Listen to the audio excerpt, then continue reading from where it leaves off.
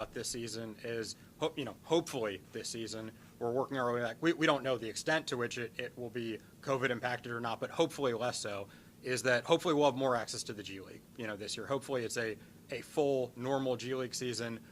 We care deeply and have an integrated program with our G League team, which obviously only plays 25 minutes down the road in South Haven and practices on this court, where our guys can play and improve and get better, which is such a core part of Taylor's development system. So, we're excited about the competition, that's going to be taking place here leading up to the season for opportunity, potentially for some of those individuals, but there's inevitably, I think, this year going to be some individuals who are probably out of the rotation and have the opportunity to continue to develop within the way that we care about developing guys. Taylor and his staff have an unbelievable track record at this point of helping guys, get better, whether they're in the rotation or not. So we believe that we're going to put those guys in a position to be successful. Some of them, I think, probably, having an opportunity potentially to help us now, and others over the long term. Hey, Zach. I guess I'll be the one to ask, is there any update as far as Jiren's recovery, where he is now, availability going forward, and when did you guys realize that this injury had happened and that he needed to have surgery? So Jiren doing very well. All of his objective testing along the way in his rehab has been, on track. Jiren's been here literally every day, pouring in effort towards that process. As of right now, what we're looking at is still a return within the time frame that we put out originally. We continue to be on track for that. That there's not any, there's still a ramp up, process that has to take place. So I'm not going to sit here and say it's going to be this day, or that day at this point, but very pleased with, how that progression has gone. And of course we can't wait to have Jiren back, but at the same time, he's an incredibly significant part of the team. We're not going to rush him back. We're going to make sure he's 100%, when he's back, but he's making excellent headway towards that. As far as when the injury occurred, was that play through it, and then you realized it this summer? Yeah, from what I gathered, that happened, when he was training off-site, I believe in New York. I mean, he let us know about it immediately. He reached out to our group. We dove in. We figured out, what was the problem and addressed it and got him on this, track to recovery, immediately. You mentioned Junior Lawton. What are your short and long-term goals for him, and do you think he gets a realistic opportunity in camp to kind of show and prove? Yeah, so very excited for Junior Lawton joining our program. I think we're willing to consider guys who are good at basketball, at the end of the day. I think there's sometimes, there's judgments that are passed, against certain individuals because of how they look or how they play, or maybe that doesn't look, like a traditional basketball player. When we were, scouting for the draft and had the opportunity to bring Junior into this group, we saw a guy who thinks the game, at an incredibly high level, great instincts on both ends of the floor, and who, just can't be stopped. He, at all levels of competition, and I think we saw a little of this in Summer League, and of course, there's further steps, to be taken. On the offensive end, he's someone who is very, very hard to slow down, in part because that unselfishness is really what I'd want to draw attention to for him. Yes, he's incredibly effective, crafty around the rim. When he draws attention, he knows exactly what's going on around him and makes the right play as well. So excited, to see everyone has an open mind with where things stand, heading in. There's a limited amount of spots to compete for, and that's going to be a great competition that I think we're all looking forward to. But what long term, certainly we view him as someone who could be a significant contributor in this group. Hey, Zach, Parker King, Action News 5. Coming off a season like we had last year, we're going to be having the most nationally televised games than any other franchise. A lot of eyes are going to be on Memphis and the FedEx Forum. Some modifications have been made to the Forum. What have ticket sales looked like? And as far as fan experience, what can folks who are tuning in on TV going to expect to see when it airs on Memphis? Yeah, I mean, from what I've heard, excitement's at an all-time high. Ticket sales, season ticket renewals, the information that the business folks who do an awesome job in that space have shared, that's the excitement level, matches what I think you all have seen, from these guys. So I'm excited for our group. I'm excited that, that there's hopefully a very packed, forum night after night this year, because these guys deserve that. We're excited to go out and try to do something really special this year. So we're just looking forward to diving in. Michael Wallace, Grizzlies.com, Grizzlies Media. Hey, Zach. When you look at the progress that the team has made over these last couple of years, from your seat, how much of a juggle is it to try to remain patient with development, but also, maximize this window that you see this team having right now? Yeah, I think at the end of the day, it all comes down to, being, just very attuned to the goal, which is to win a championship, right? I think it's really easy to go out and say, do this and just try to get a win or two better. But if you're doing that, are you sacrificing something that's giving you, the opportunity to get to where, where you want to get to? And now we've been, I think, fortunate that along the way, even in the short term, there's been more success than at least was expected from us, maybe externally. But we believe in our method of team building. We believe in the level of confidence, what Taylor shows in our guys, kind of our young guys, whether that's draft picks or guys we've acquired, year after year, that them feeling that buy-in, the next man up mentality. I don't think that's by accident. I think our guys time after time have seen, I buy into this. Confidence is shown in me. I do actually improve. I do get better, and I can contribute to this, much more quickly maybe than people who might not have heard of some of the young guys, could. Hey, Zach, you acquired Danny Green over the summer, obviously coming off a significant knee injury. Just what's the timeline on his potential return and his projected role going forward? Yeah, so Danny Green is part of this group. Danny Green's a member of the Memphis Grizzlies. We're excited to have him as part of this team. Obviously, when we initially made that trade, there was some unpacking to do, and really it was just getting to know Danny. When I sat down with him, Taylor had, knows him, from the past. As we really did our homework on, what this could look like and where is he at, medically. I'd start with the person, though, just getting to know him. Just an unbelievable professional who's won at the highest levels, multiple times in the NBA. We're excited about what Danny can bring to this group from an experience standpoint, a locker room standpoint, and from the medical end, as we've dug in with the doctors, the feedback's been positive. Our expectation, based on what we've heard at this point, is that Danny will return at some point during the regular season, this year. I'm not going to say, it's going to be this month or that month.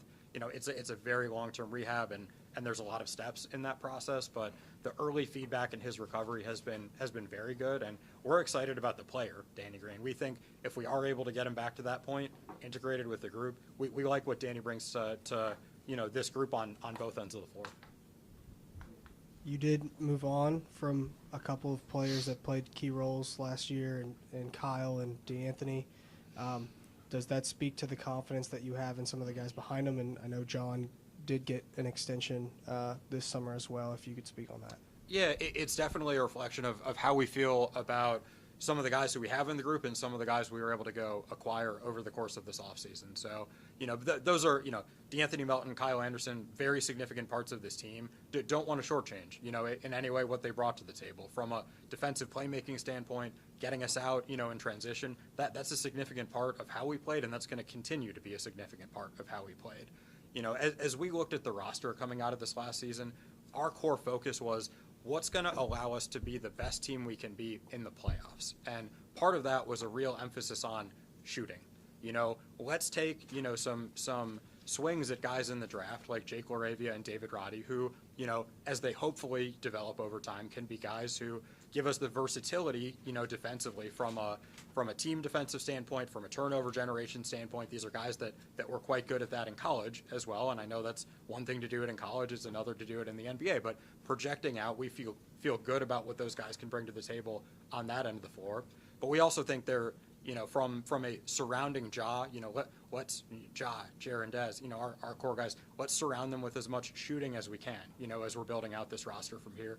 Because for us to take that next step in the playoffs, while we've been a great team in transition, while we were a good overall offensive team last year, we were an average half-court offensive team.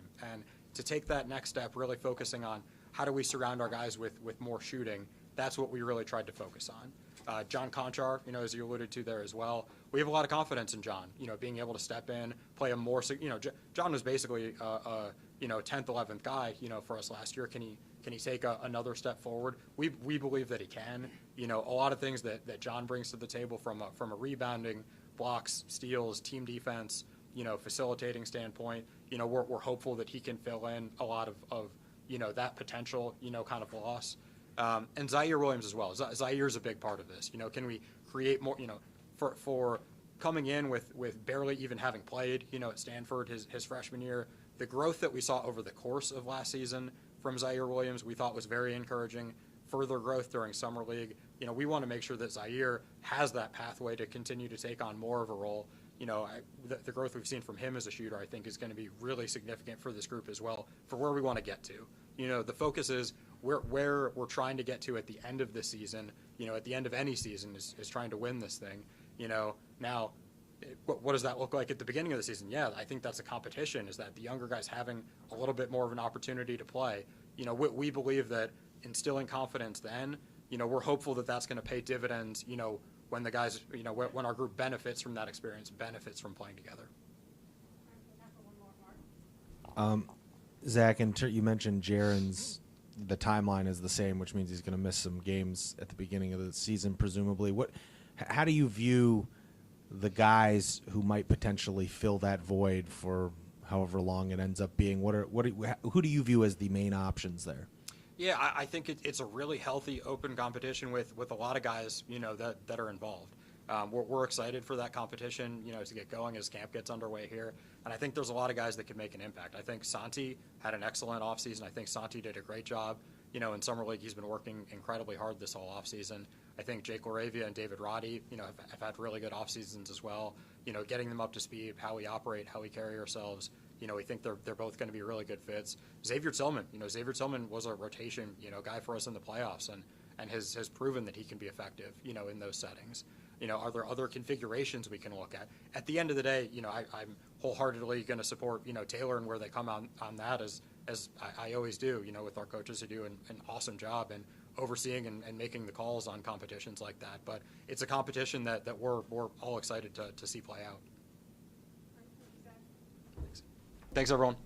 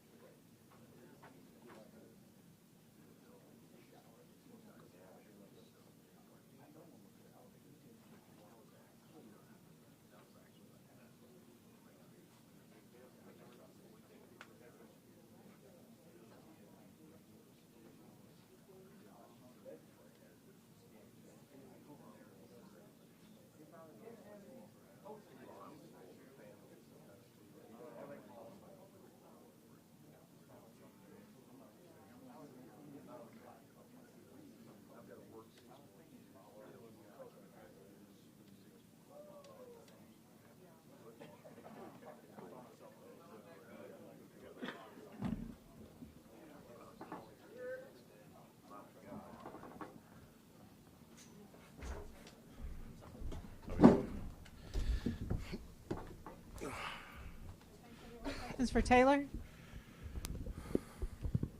Taylor, how you doing? I'm nice doing suit. great. Nice suit. I know. It's been a minute since I've worn a suit. With the roster, the way things shaked out over summer, Jiren Jackson Jr. missing some time potentially here, the power forward position, who are you looking at, but specifically as some of the guys or the potential guy who could fill that position?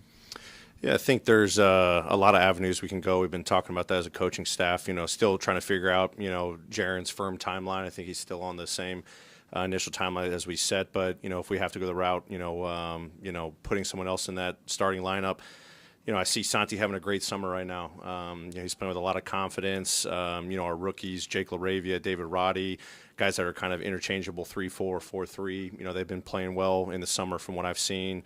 We can also play small at times too. So nothing's set in stone in terms of how we would start if Jiren were to be out. I think there's a lot of different options we can go to, even looking at combinations of BC and X together, something that we haven't really done a whole lot in the past. But obviously we've been putting our thinking caps on, understanding that we've got a lot of great depth. We can go a lot of different directions. We got a lot of guys that I think can contribute in the starting spot and the backup spots. So it's going to be fun seeing how camp unfolds, seeing how guys compete and try to go into these positions. That's how I've told all these guys you should be competing for a roster spot, whether it's a starting spot, backup spot, whatever it might be. But I think we have a lot of guys that can make an impact on both sides of the floor at the forward position. Hey, Coach, first of all, beer game tight. Beer game tight today. Talk about the expectations coming into this season, coming off an outstanding year. And, of course, Grizzlies fans are going to want more. So what is your approach mentally coming into this season? Yeah, I think very similar to what you said. Our expectations are going to be what we focus on day in and day out. Obviously, our commitment every single day to be the best versions of ourselves individually, collectively. That's what we've spent a lot of time in the off season with our player development programs, first and foremost. But then as a coaching staff, understanding, our system's in a really good place. We've done a lot of great things, but, the playoffs will definitely reveal things that you have to do better at, things that we even recognized in the regular season. So really trying to understand, different ways to attack, some of the, quote unquote areas for improvement for us offensively and defensively. But, obviously a heck of a season last year. People are going to throw out their expectations on win-loss and rankings and championships or division titles, all that stuff. We're truly motivated one day at a time because we know the journey starts today, and then I actually really tomorrow training camp day one that, to get where we want to ultimately go, and that's winning championships, it starts with our day in and day out process. So our tune's not going to really change in terms of how we operate. I think there's been tremendous individual growth from all of our guys, young guys, getting now more elevated opportunities is going to be huge. Obviously guys that have been primary, rotation players for us, their expanded growth is going to be a great thing to see. And then us understanding how we can become more of a consistent defense, consistent offense, more efficient offense as well. That'll hopefully propel us to new heights. Hey, Coach, I know as a developmental coach, you have 4 draft picks who can always play, and then junior that's coming in. How hard is it going to be to try to integrate all those guys into your development program and also try to integrate them into the lineup as well? Yeah, I mean that's the great joy of coaching every single day is you want to be able to have a depth competition where it's hard to pick the 10 guys that are going to be playing opening night, for example. But we try to develop plans for Jake, David, Kennedy, Vince, Junior, some of our other younger players. Obviously, hopefully Xavier taking a jump in year 2, Santi taking a jump in year 2. We want these guys to attack this season with the mentality that they're going to be in the rotation. So it's not a ease-in process. I mean, we've got to get the rookies up to speed on what the NBA game is, what the NBA lifestyle is, the routines. I think they're doing a great job of that so far. Their commitment to be here voluntarily has been phenomenal since Summer League. But then, there's pathways. Obviously, we've made some roster changes in the summer and to be determined on where Jiren's at. So there's going to be opportunities for a lot of these young guys. And as we've proven in the past, since my first season here, we play our rookies if they earn it. So I'm really excited to see the competition. We dive into their player development plans at the end of the day to say how can you be an impactful player day one defensively and also play a really high-level role in the offensive end, around the other guys that they're going to be complimenting. Coach, you came to the organization the same year John Morant did, and basically the same time that the whole Grizz Next Gen moniker became a thing. You guys are all on the same path. You started as a rookie coaches, they started as rookie players, and you've grown with the team. The team is taking leaps and bounds. Playoff runs, Christmas Day game, one of the better teams in the NBA, second best record in the league, those type of things. How does that affect you? You're still a very young in your career coach. How do you deal with that attention, the accolades, the Coach of the Year nominations, all those type of things? How are you dealing with that as a coach? Stressing all summer long about what we're going to run first drill in training camp. That's how I'm motivated. Obviously you've got to recognize the great things that you've built over 3 years, the foundation we've built, the individual growth, as you referenced, John and I coming at the same time. Brandon Clark was in that rookie class as well. All the individual growth is part of just the day in and day out work that we put in. So my motivations don't change. I don't want to go as far as saying I still consider myself a rookie coach, but I pinch myself times going, you're a leader of an organization that you got to set a tone with your approach, your mentality, your care factor every single day. So, day in and day out, if I wasn't spending time with my family, I was thinking about how to elevate our players' individual growth, how I was going to maybe coach a little bit differently going into year 4 so it wasn't the same, song and dance, give some creative thinking behind that, how my in-game responsibilities are going to change and heighten. You learn so much over the course of a regular season. You definitely learn so much through the playoffs, but I just want to keep plowing ahead, understand that I've got so much to learn and grow as a coach to hopefully motivate all of our players and our coaches as well and our staff to continue to find ways to get better as well. Hi, Taylor. There was a lot of talk at the end of this last season about kind of being an eye-opener of how hard you have to be prepared and how hard you have to work in the off-season to be ready to survive a long playoff run. With that eye-opener, when will you be able to tell how much that sunk in, how hard these guys truly work, or will that be something that you can't find out until next postseason? Yeah, I think the true test is going to come when actual NBA games are played. I challenged the group at the end of last year. I say we've got to be able to put ourselves in this offseason to train to be in our best shape possible of our lives. Like when you go into the regular season, middle of the season, end of the season, hopefully, another playoff run that you can look back and say I was in my best shape possible, that I didn't get fatigued, I didn't break down or anything like that. You're training for a marathon. So I think it's a little bit of a recalibration for our guys, and they really took it to heart this offseason, seeing their commitment to wanting to be here and work with our trainers, working, our weight room spaces, our performance training spaces to, enhance their body's durability, speed, agility, quickness, whatever it is. Each guy had, set goals to work on from just their body standpoint, not just even their basketball game standpoint. So really impressed with what I saw. The games are going to show that. Obviously, when you get to the finish line, that'll really show you, to your question.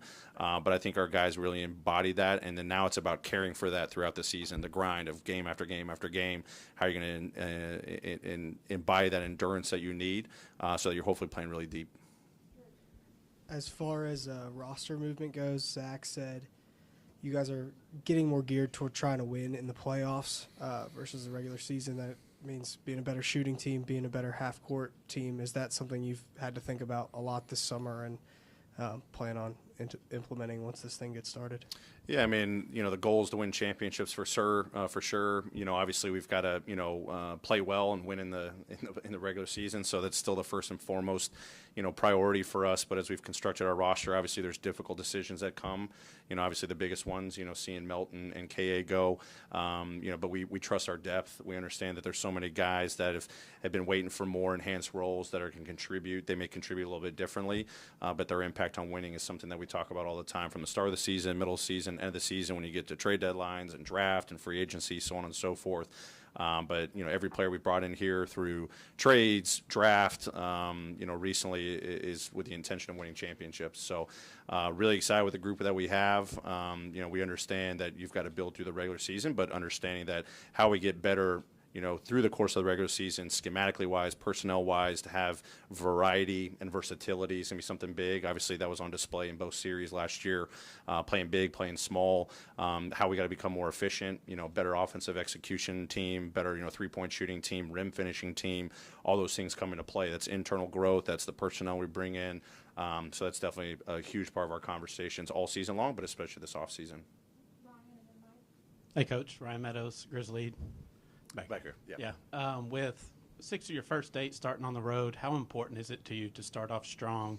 And will that correlate to maybe more minutes for the top of the end rotation, or do you still plan on employing a deep bench with kind of a minutes, not restriction per se, but spread out so you can kind of preserve guys throughout the season? Yeah, I mean, I think regardless of where we play, my message to the guys is you got to bring your A game home, away. It doesn't matter who you're playing. Doesn't matter if you're on national TV or not. Our team has, thrived on playing on the road. So for whatever that's worth, our guys will be excited to go on the road and show what we're all about. In terms of managing the roster, we'll let camp kind of decide that, preseason decide that, see where guys are at. Obviously, we're going to push our guys to get ready for opening night on the 19th against the Knicks, and then we'll kind of take it from there as we've done all along. So hard to predict what, those first 8 to 10 games, as you referenced, are going to look like, but I can guarantee that the mentality going to those games won't change from what we've done in the past. Taylor, along those same lines, you talked about the attrition and obviously bringing in so many young guys. How important is the preseason in terms of getting, guys like Ja, Dez, Dylan, minutes with some of these younger guys to get them up to speed? It's big time. We've already had dialogues about how we're going to manage, all 5 of these preseason games. We've got one, right around the corner on Saturday. So, I don't anticipate all of our guys playing all 5 games. We're obviously building for the long haul, and 82-game regular season right upon us. So, it's super important because, as I mentioned earlier, we've got open roster spots potentially in the rotation. There's going to be a lot of competition. So, luckily these guys, on their own with the 5-on-5 that they've been playing, they've been building chemistry, and now coming into camp, now we get to take that into full action. So really excited to see the different combinations and lineup combinations and pairings that we have, but super important for, our rookies to get on the same page with our vets, to understand that we got to set off this season on the right foot. Taylor, going back to the power forward position, what are the biggest factors for you there in determining who, starts, whether it's, spacing, defensive versatility, just what will you be emphasizing the most for that player? And then a second part of that question, with Brandon Clark in particular, is it ideal for you, kind of how it was in the playoffs? Do you want to bring him off the bench as, in that same sort of role you had last postseason?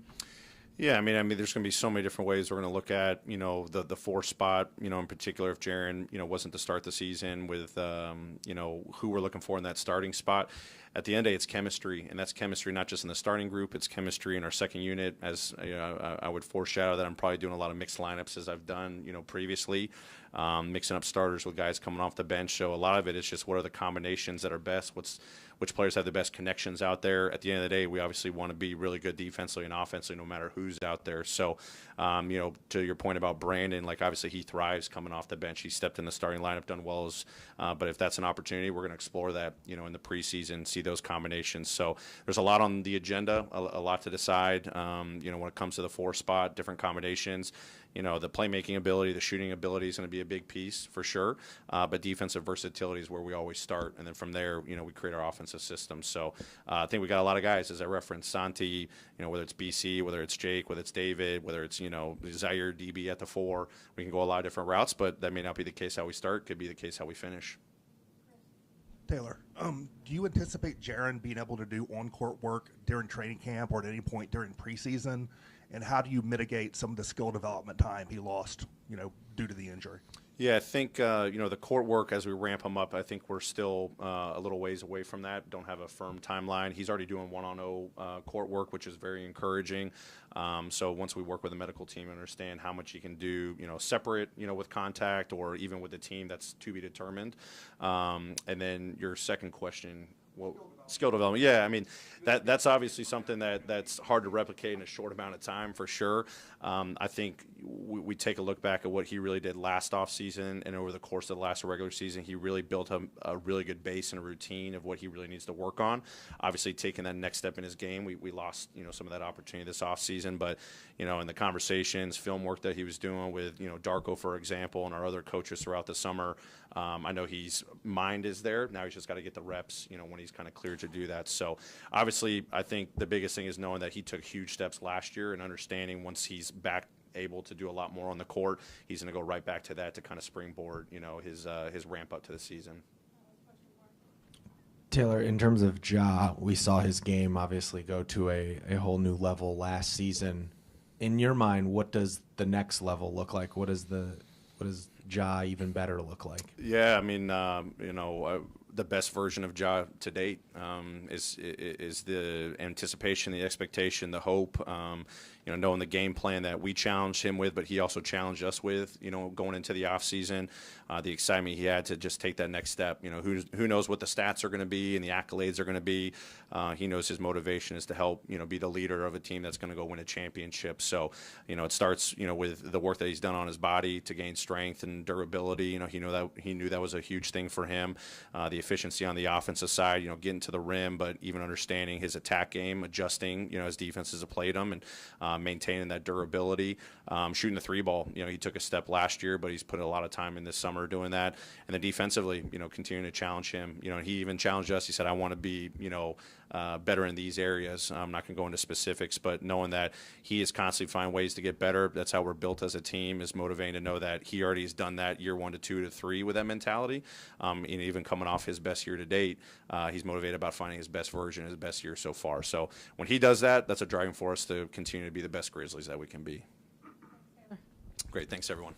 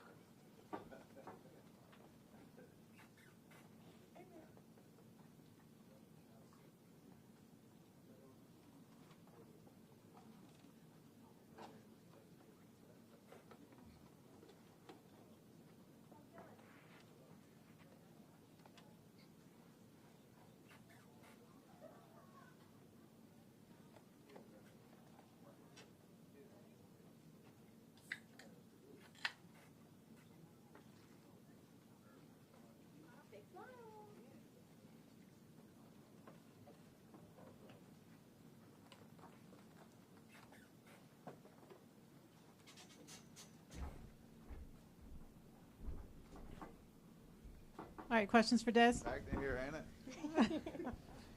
Questions for Des?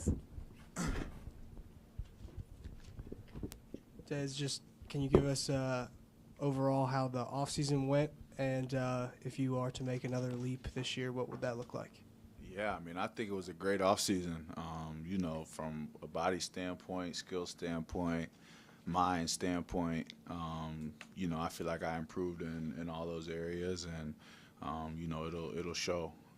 You know, I think that our team's in a good spot to have another good year and make another good run, and you know, the work's been put in, so now it's just about coming together and building off of what we did last year. And you know, as for me, I mean, I've done everything that I could this offseason, I feel like, to improve in a few areas, and you know, ready to show it. Des, you said, you know, Zaire was going to be everywhere with you this summer. What's your thoughts on his progression now to this point and where he is going into this season? Nah, I think he's improved a lot. I mean, experience is huge in this league. Oftentimes you see the teams that make the deep runs and, you know, play for championships have multiple years in this league. So the experience that he got last year and how he was able to build off of it this summer and with Summer League, you know, I'm really happy for him and where he's at right now as a person and a player. Hey, Desmond, first of all, congratulations on the baby boy. Just talk about that, man, being a new father now. That gives you another level of motivation. No doubt. I know it did me. So just talk about that and how's your mentality changed and now that you're pops. Yeah, I mean, that changes everything, you know. I mean, obviously I've been playing this game for a long time, and the motivation has always been, you know, for myself, you know, and trying to be the best player that I can be just for my own pride and, you know, for my well-being. But, you know, now it's for him. You know, I'm trying to leave a legacy for him and, you know, hopefully his kids and, you know, everybody. So it's super motivating. And, you know, in those days, you get them dog days, you come home and your little boy smiling at you, you know, everything's cool. You know, I mean, that's first and foremost. Family is everything. And, you know, I'm happy that he's going to be around through this journey. Hey, every year, you know, you'll come in, you'll have a, you know, lack of respect card to play, not on national TV. But this year, you know, you finished second in the West last year. You're on TV a lot. How do you keep that chip on your shoulder and go for an 82-game season? Yeah, I mean, TV, no TV, it don't matter. You know, I mean, I'm gonna carry that same chip, regardless of respect or lack of respect that we get. You know, that comes from the media, and you know, what's in our locker room is in our locker room, and that's what we're fighting for every day. Over here, just Zaire wasn't the only one that you were working with. You, the rookie class in particular, I believe you had them over at the house like the day after the draft. What have the team tried to instill in this rookie class so far leading into training camp? Yeah, I mean, just the Grizzlies standard. I mean, we're fighting for inches every day. You know, once you get to this level, everybody's talented, everybody's good. So it's about what you do in your spare time and, you know, how willing you are to go the extra inch, the extra mile to be a special player, you know, and help this team get to where we want to get to. And, you know, I think they've done a good job of that. Everybody seems really willing to learn and willing to work. So I'm excited to get this thing rolling. Des, you know, around this time of year with us media, a lot of the talk is about who's going to be the X factor, who's going to be that person that steps up and kind of joins the four core that you guys have. I heard Zaire's name floated around a lot. Is that the guy, or is there somebody else that has stood out to you this summer? I think we got guys. I mean, I think Zaire obviously is poised to make a big leap, but I mean, as we've shown in the past with COVID and injuries, I mean, it's a collective unit. I mean, you say core guys, we think team. You know, our whole team is, you know, our strength. You know, we've had strength in numbers every year that I've been here, and I don't see that changing. Des, I'm curious, coming off a season like you guys had where you had the second best record, you advance in the playoffs. I know you said it's kind of the same mentality, but does it feel different? Is there a greater confidence maybe, you know, just because you've now done it you went out and did it for one season, we're one of the elite teams in the NBA? No doubt. I mean, just having an understanding of what it took to get there. I mean, that's the bare minimum now moving forward. But you know, every season is a new season, and we're starting from scratch. You know, and there's going to be new challenges. There's going to be new highs, new lows. So, Coach really just preaches taking it a day at a time. But you know, we understand the habits and the foundation and things we have to develop in order to make that run and make it happen. There's a lot of teams when they play against you, they talk about, you know, trying to run you off the three-point line and things like that. Danny Green now being added to this team, you have a vet who kind of gone through some similar things as you have on the floor. What kind of conversations have you had with him? What have you learned from him, and just what's that been like? Yeah, I mean, he's been in and out, so I haven't had – I mean, we've talked for sure, but I haven't had a good chance to really talk to him. But, you know, that's a guy that I really looked up to, you know, coming into the league. Like when people was asking me for player comparisons and who I wanted to be like and what type of career I wanted to have, he was the name. You know, shot the ball well, good defender, won championships, always on winning teams. I mean, that's the same type of legacy that I want to carry. So I'm sure we'll have a lot of conversations. You know, I'm excited to pick his brain for sure. Des, what do you think y'all need to do as an overall team to improve? That's a good question. I mean, the answer really is just do more. I mean, do what we did, but do it better. I mean, I think that our discipline let us down in the playoffs, and that's something that you fight for every day as a basketball player, as a man, you know, as a father. You know, wake up every day and try to be the best you that you can be. So, I mean, I think if we can grow in that area, you know, getting a year older, a year wiser, a year mature, or more mature, you know, will definitely help. Des, it's been a few months now. Does the hunger from walking off the court from that last game, how does it sit right now, and how much can that provide motivation now that you've gotten through the offseason, through this whole season, to try to get back in that position again? Yeah, I mean, I'm really feeling it now. I mean, you know, we got the whole team in the building. We're back in front of the media, training camp. You know, it's just kind of bringing back all those memories and everything that we went through last year. You know, during the season, it's good to get away a little bit, enjoy your families, and, you know, get a clear mind. But, you know, now it's time to get back to it. You and Kendrick Davis reunited now. I think it was, 2018-19 at TCU. Mm-hmm. How cool is it to be back in the same city, and how has that friendship and relationship evolved over the years? Yeah, I mean, it's huge. I mean, that's the guy that I took under my wing when he first got to TCU. I mean, we were in the gym together. You know, come from a similar background. He's, you know, had it tough a little bit coming up, and you know, I love him to death, and I'm excited to see what he's going to do as a Tiger. And here in this city, I've been over to a couple practices over there, been in the gym with him a couple times, you know, always staying in his ear. So, you know, I'm really excited for him and happy for where he's at. Des, just going back to the end of last season, you know, some of what the Warriors had said, what Draymond had said about this team getting a reality check this incoming year. We saw Jiren had that on a chalkboard, I think, in one of the workout rooms in the facility here. Is that something that you guys are using as motivation throughout this offseason? I mean, I'm a pretty motivated person as is. So, I mean, anything, you know, added to the fire is always good for me. But, you know, to be honest, I really not too worried about what they got going on, you know, and what they feel or think about us. The fact that they're thinking about us, you know, says something about that. But, you know, I'm focused on what we got going on and, you know, who we got in our locker room. There have been a lot of stats and numbers going around showing that your shooting percentages lined up with some of the greatest shooters of all time, Steph Curry, Klay Thompson, etc.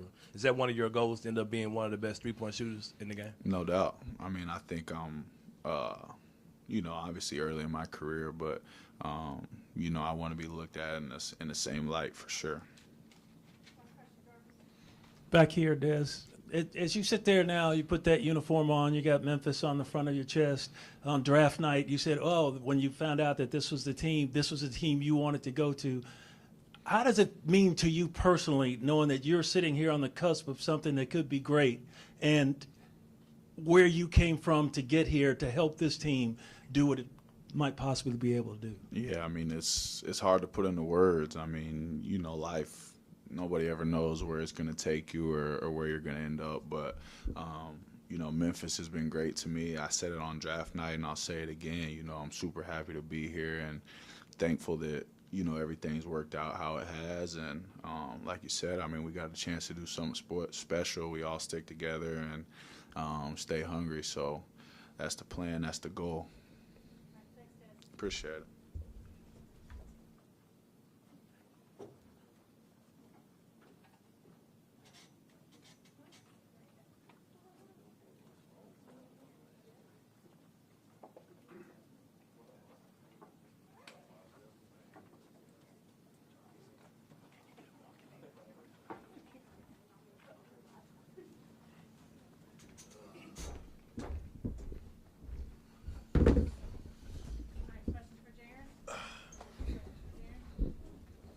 Man, this desk small as hell. Been a minute. Jiren, how's the foot feeling? I'm over here. Oh, I'm sure. Yeah. How's the foot feeling, and just what did you realize like when you first got the injury? What did I realize? Yeah, like what was the pain? Or they said you were off-site, training when it happened. Yeah, well, you got that, but I mean, it's feeling good. Same sort of stuff that the team put out on my timeline. I'm beating it if on schedule. So, yeah, I'm feeling good. Walked in here pretty smooth. Yeah, you know the pain levels of things. It hurt a little bit, but nothing too bad. Taylor didn't want to rule out that you couldn't be back by the start of the season. Mm-hmm. Is there still hope that could happen? Opening night, probably not likely, but I mean, you'll see. It'll be pretty. You'll like it. You'll like it. Put it like that. Oh, Jiren, we asked everyone else, coaches, Zach Kleiman, who do they think could hold it down the fort for you while you're gone? Who do you think could hold it down for you while you're away? Who? Yeah, players on the team. The whole team. I mean, you see it every year, man. You know what kind of team we got, and everybody always picks up for each other. That's kind of our motto for the last 2 years. We've done a great job of that, so definitely continue to. Jiren, what have you learned about yourself the last time you had to sit out and miss some time and watch this team and support them from the sideline? What have you learned about that you can apply to this time as you get ready to learn more and continue to learn from the bench?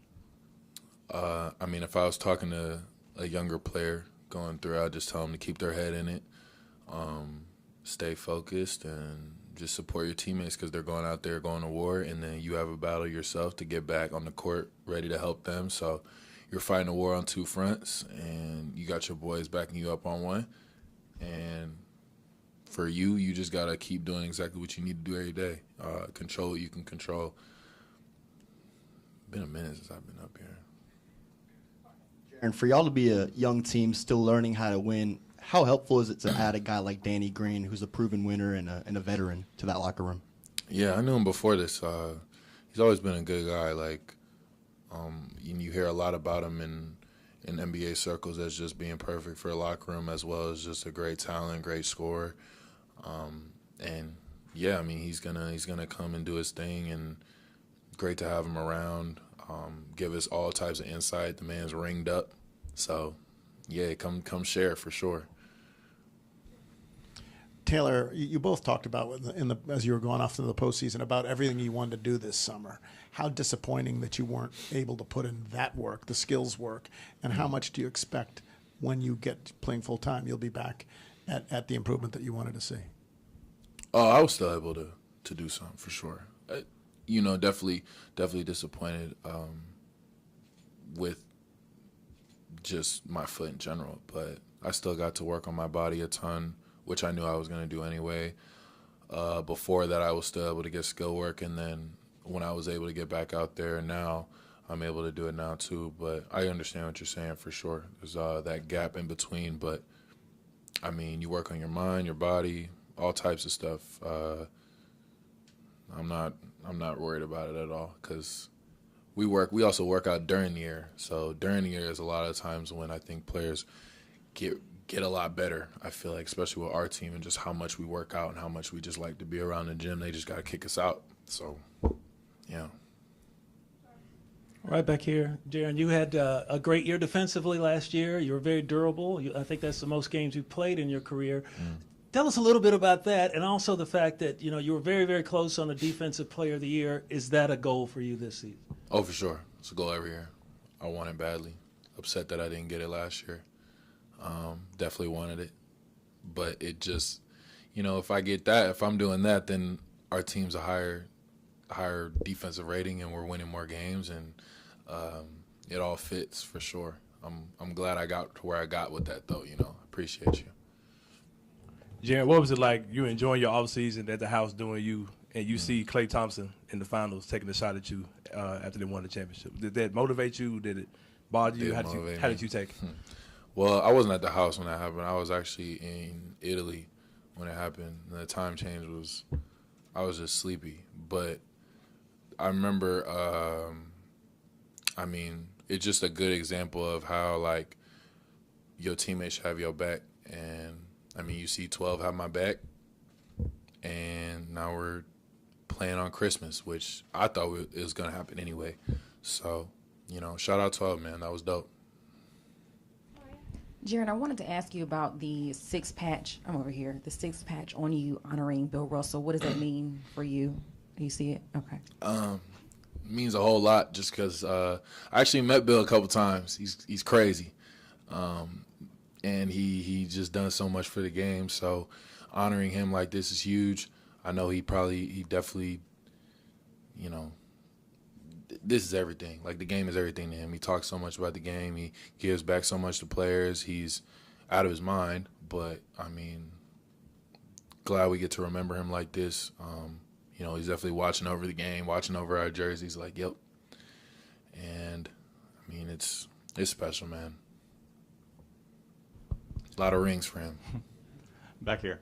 Mm-hmm. Hey, Daniel with Grizzlies. Hey, how important is it for you personally, but also mentally, to be able to express yourself through your music? How important is it? Yeah.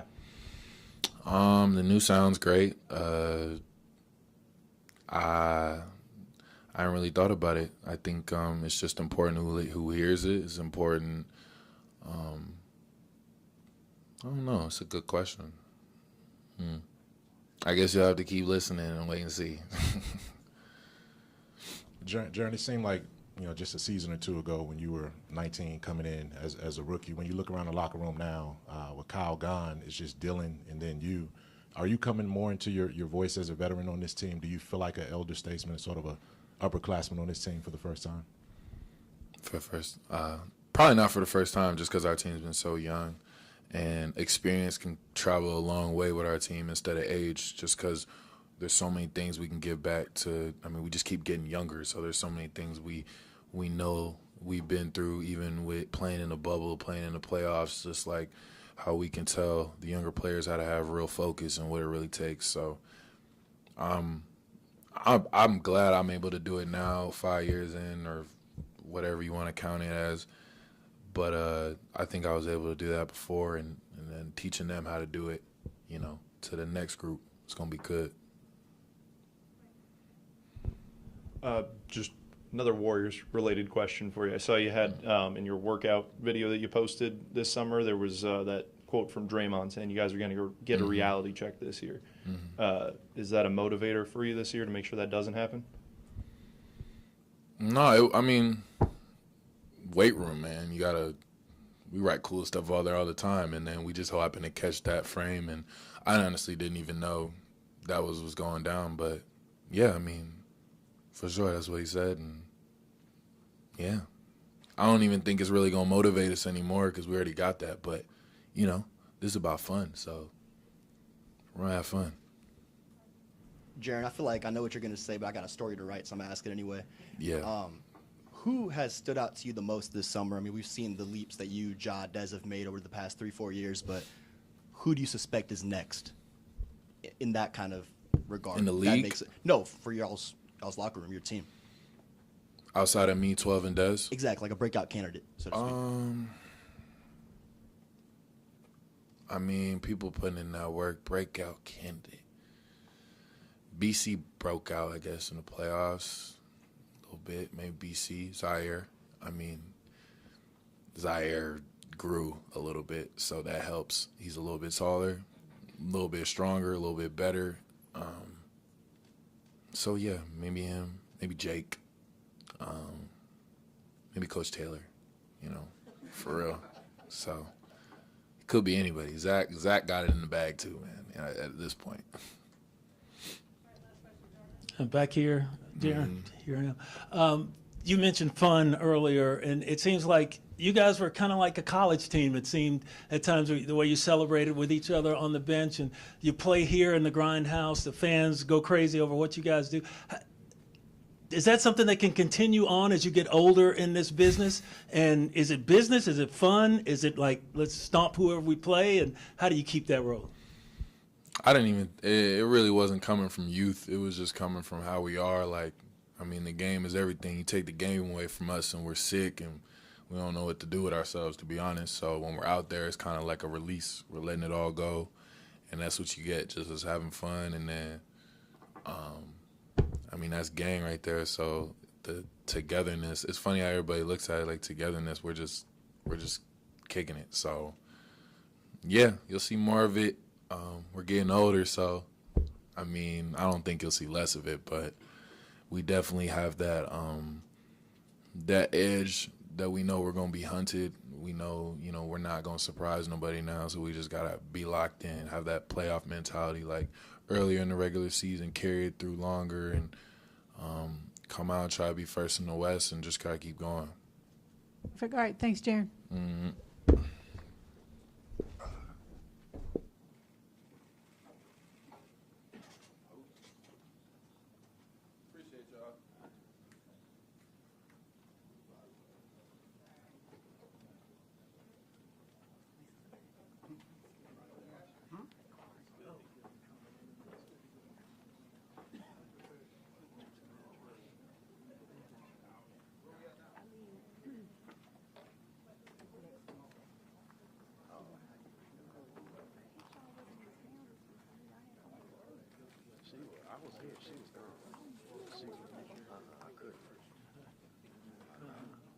She's still there.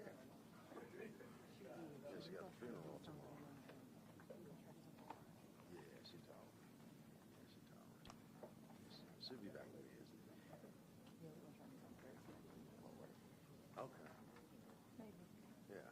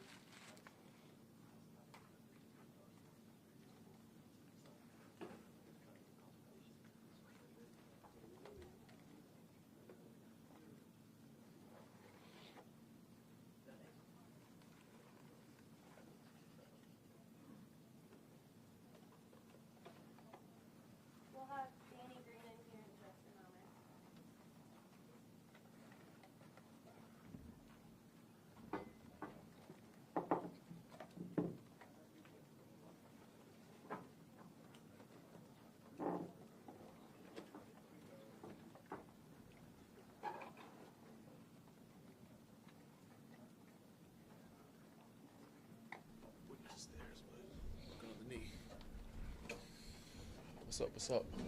Good afternoon, ladies and gentlemen. And, what were your initial thoughts when you learned you were traded to Memphis, and then Zach said that you'll be a part of this group? And how did you guys, I guess, decide on that? I was excited. It was really his decision, but he was like, you're exactly what we need. And I was just blessed to be a part of an organization while rehabbing and having an injury. Obviously, my goal is always to keep playing and be healthy and get back as soon as possible. Some people thought I wouldn't be able to play this year. Some people wasn't sure. But I think Zach and Memphis believed in me and believe that I can get back and be able to play and be effective when it matters.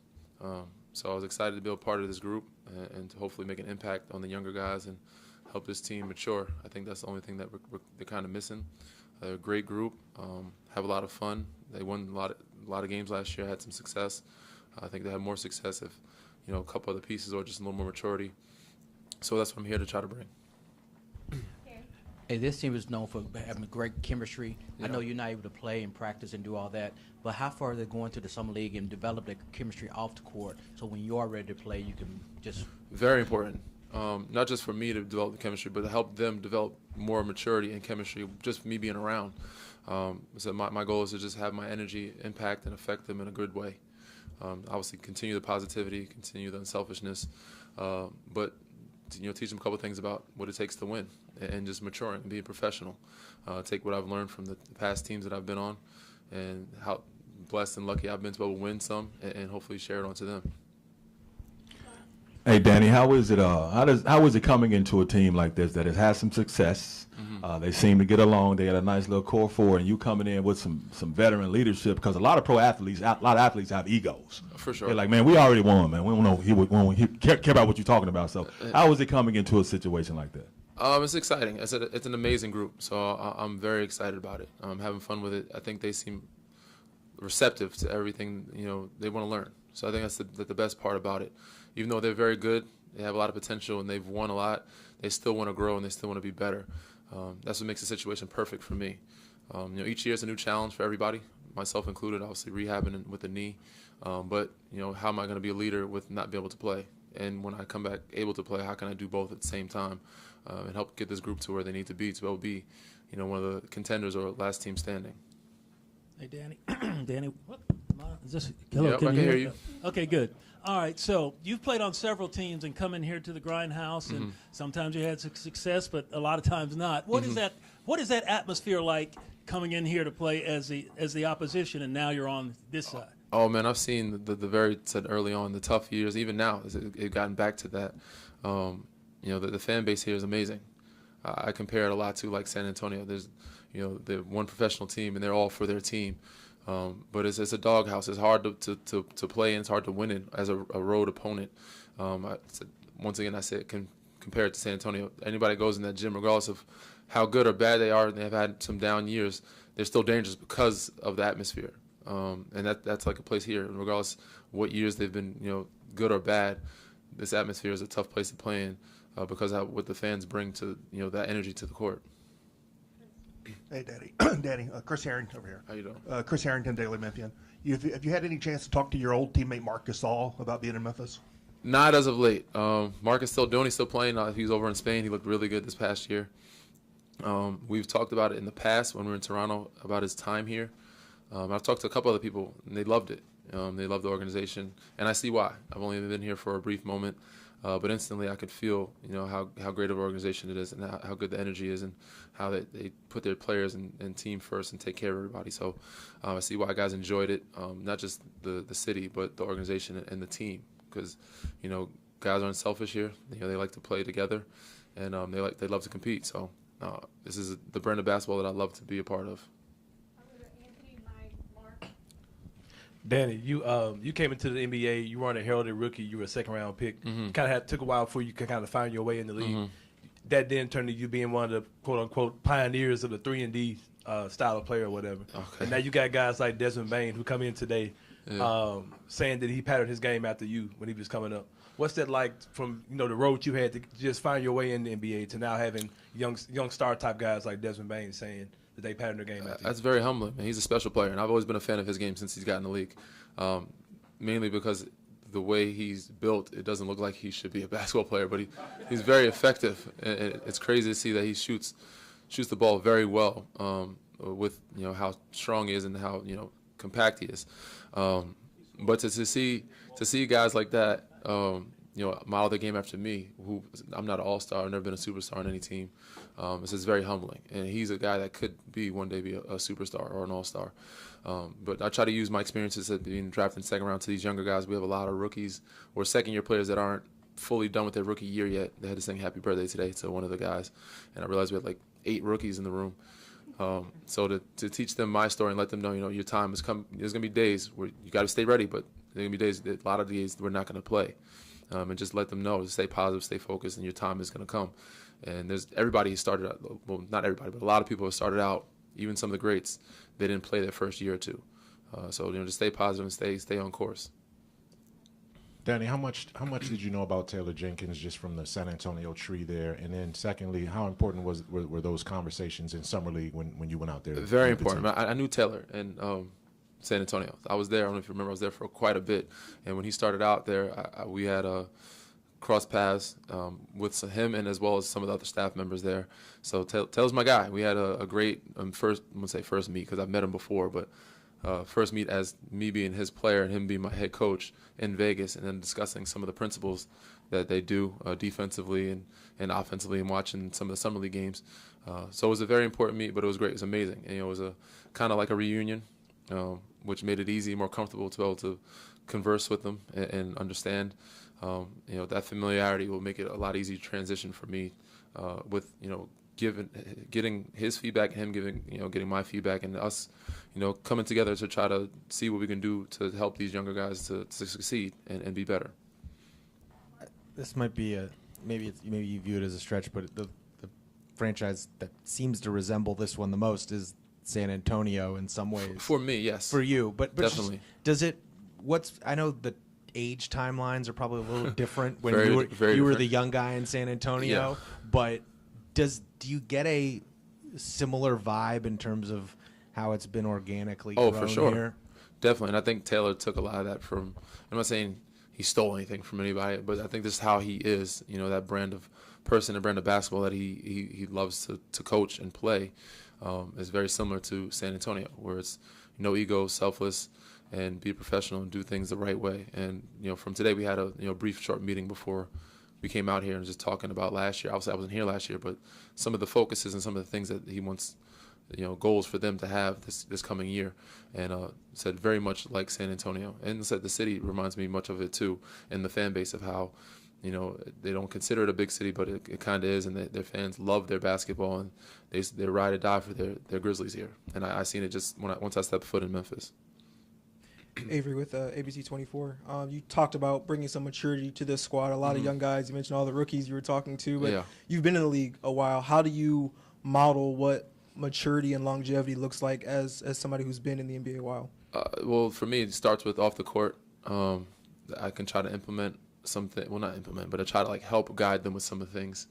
And once they learn to do that, I think it'll carry on the court. A lot of guys they love to do their social media, the TikToks, tweets. If we can try to limit that a little bit and focus on just staying locked in on the game and treating the game the right way. We love to have fun, but the basketball guys will turn on you if you celebrate too early. That's the biggest thing, and acting like you've been there, and just realizing we haven't done anything yet, regardless of how many games we won in regular season. If you haven't won a championship, there's nothing to really celebrate. So my focus is keeping them with that mentality throughout the whole season. Job's not done. Hey, Danny, first of all, these dudes, they really trying to call you old, man. He's saying pioneer. It's okay. Vet. It's okay. I'm not going to say that, but you do plan on bringing the Grizzlies, more than, what you've done as Haslam is to the Heat. You're going to play and give us, That's my goal, yes. I'm going to play. I'm not just going to be a sideline coach, yes. As soon as I'm healthy, I'm going to get back out there. And I have a goal set. I don't want to speak on it, but the knee is doing really well. It's on a really good pace, on a good schedule, so I'm looking forward to. Hi, Jai. How you doing, man? He's got the camera. I don't know if you guys see him, but that's 12 right there. Exciting player. Can't wait to play with that guy. So yes, my plan is to get back on the court and be on the sideline, or be on the wing or in the corner, helping Ja, give him some space. All right, thank you, Danny. Thank you guys. Old pioneer. Yeah, man. It's cool. I said longevity. Yeah,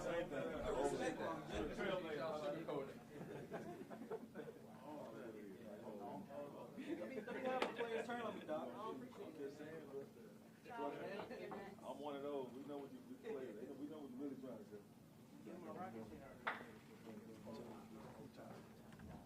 Hey, y'all. What up?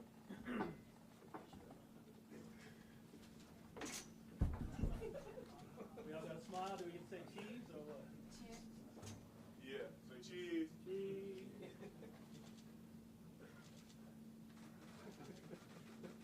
Is this for your personal collection or? Thank y'all. No, I'm just my job today. That's Cam, huh? Yeah, I didn't pay for it. I got it for free today. I don't know who paid for it. But. All right, questions for Ja.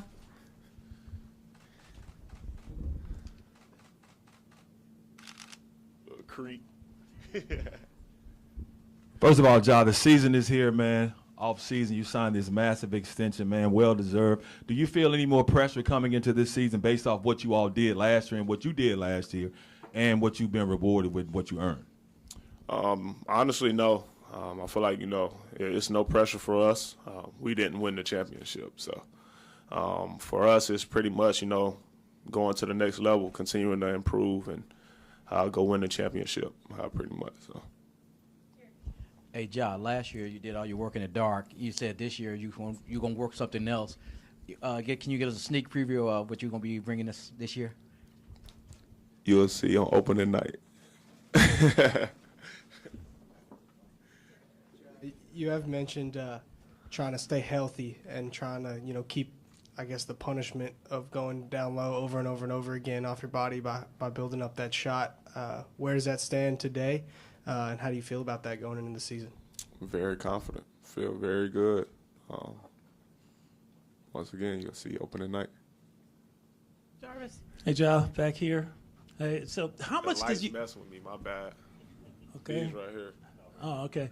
How much do you turn over in your mind the fact that, you got the knee at the, in the middle of that series, and if you could have just been out there, maybe this or that, and is that part of your motivation going this year, or this just a new year, you put all of that behind?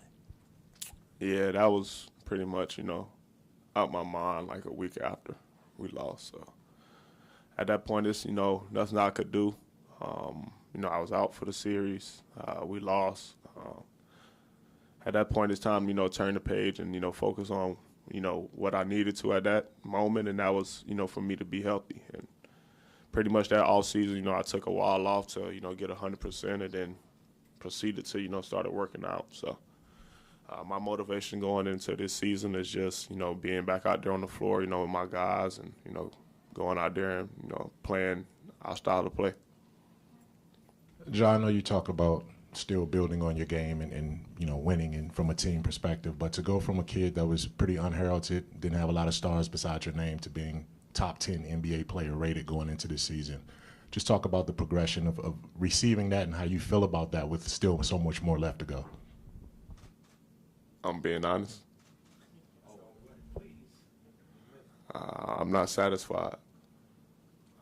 I got 8 more spots to go. So that's another one of my motivations, coming in at 9. I'm trying to be number 1. So. Could you describe the grills in your mouth? What? Them diamonds be flooded up. Nah. I lost my last pair, so I wore these today. Media day. Smiling, you see them. I lose some money for doing this though, but it's okay. And then just a follow up, not to say these are correlated, but Danny Green was in here a second ago saying like how impressed he was with you guys as a team last year, and what he wants to instill is he thinks a little more maturity will go a long way to kind of put you guys over the hump. What do you think about that? We're young. He's a vet. That's his job to, be there for us and hold us accountable. I feel like he's going to be a big help for us, in that area. And it's pretty much, what we need. So I'm not mad at him for saying none of that. I'm right with him. There was a report that came out on Twitter that you have a signature shoe from Nike, and you pretty much shot that down. Is there any update on it? You said I did what? There was a report that you had a signature shoe from Nike, a Ja Morant shoe from Nike, and you said this news to you. Like, you pretty much shot the report down. Yeah. Is there any update on it? I'm shooting the question down.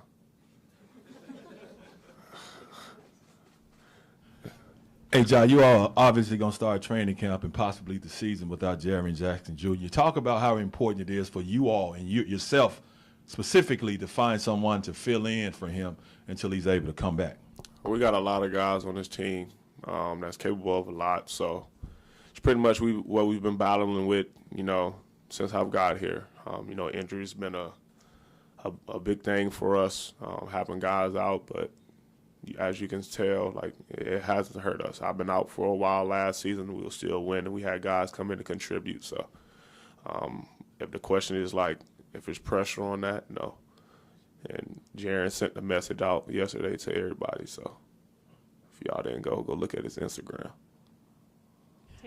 Hey, John, last year you guys, said you weren't getting no respect. You weren't on TV. This year you're on TV more. You playing on Christmas Day. A lot of people throwing accolades at you. How do you continue to keep that chip on your shoulder for 82 games? It's pretty much, I feel like, we earned that. It's been a topic for us, once again, since I've been here on not, receiving, the respect we deserve, not being able to play on TV. And as you can see now with, how we was improving, how we became, one of the top teams in this league, we start, getting that recognition now. We got a lot of TV games coming up, but that doesn't mean, our chip should leave. Like, all right, we got the respect now. We can lay back. We got to go earn even more respect because there's still some that, don't believe in us. So. John, Taylor mentioned how you had your own goals for improving in this offseason in addition to what they had. For you and the rest of this team, are you seeing that same kind of hunger to keep pushing, to keep trying to get more, to get that championship coming off and not being satisfied with last year? Oh, yeah, for sure. Day in and day out, I see these guys in the gym, working. Even surprised at, how early some of them even, be here. So, I'm extremely proud of, our group on how serious, we took this offseason and how serious, each individual took on themselves to, get better. And it'll help us, be a better team as well, as long as everybody improving. So. John, back here. You and Dez in particular really seem to take this rookie class under your wing this summer. What were you trying to instill in them, and what have you seen out of them so far heading into training camp? Number one, just making them comfortable. Just telling them, y'all can be yourselves around us. It's pretty much it. There's nothing, too much, into it. Coming in, those guys been in the gym pretty much every day. Had our, our sessions, and they all, pretty much look good. Shooting the ball really well, competing. And, that's what we need. That's what we're, about. And I feel like, each one of those guys fit us perfect. From a basketball standpoint, Stand up, let him shoot. From a basketball standpoint, if you were to explain to someone why you think the Grizzlies are championship contenders this year, even given all the changes this offseason, what would you tell them? Stay tuned. I don't speak on it too much. Hey, Job, back here again, standing up. You had some, I know you're looking forward to making some more memorable moments here in the Grindhouse and around the league, but what was your favorite moment from last season, one that totally stood out, or is it, did I really do that, or what the team did, or both? The career night versus Spurs. I was out my body that game. Honestly, just watching it back, it was crazy. I can say like that's one game or, something I've done when I actually wowed myself. Like, some other times, you know, I'll do something, I'll be like, all right, that's tough. But that game there, yeah, that was different. John, talk about, I mean to be late, I'm sorry. John, talk about. Man, came here yelling. Man, yelling. Hey, talk about the special relationship with your dad. You know, he's on the sideline cheering you on, man. That special bond that y'all share. But are there ever moments where you just like, Dad, chill? You shaking your head at him for some of the things that he does, man. You ever had those moments where I just kind of just laugh like, Dad, what were you thinking? What were you doing? Honestly, no. With that guy, you just gotta let him be himself. Like whatever he do, you just gotta be like, all right, and accept it. So it's actually, you know, different from me now. You know, actually seeing him run up and down the sidelines cheering or whatever he's doing, because he was never like that. He would just sit on the front row and be like, you ain't doing nothing. You trash. Like, he acting like he part of the other team, like calling me overrated. So now seeing him cheer is different. He can tell you himself, like, it's different from him. But I just let him rock out, man. That's a special dude. You know, everybody seems like they love him. So thank y'all. All right, thanks, John.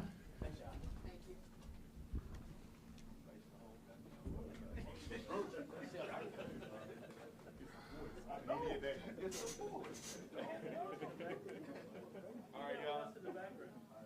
Have a good day. I got a couple more things to do, and then I'm out. I'll see y'all a lot this season.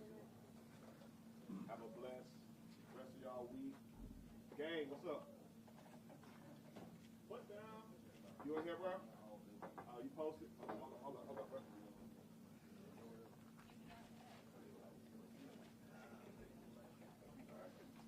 Thank you for borrowing your camera. Well, I'm at it. Sure.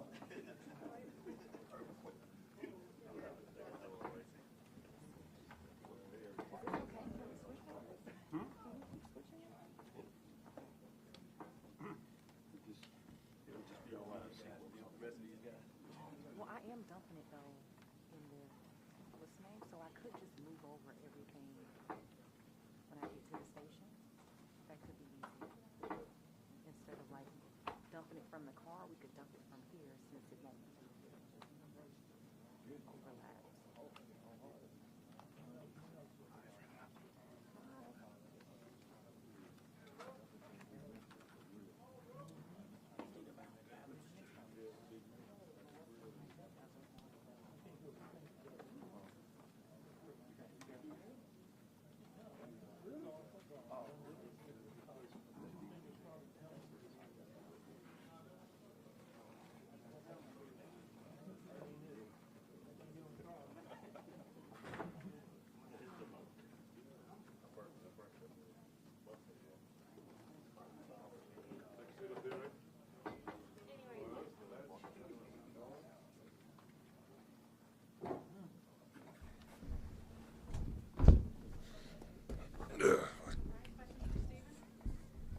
Question for Steven?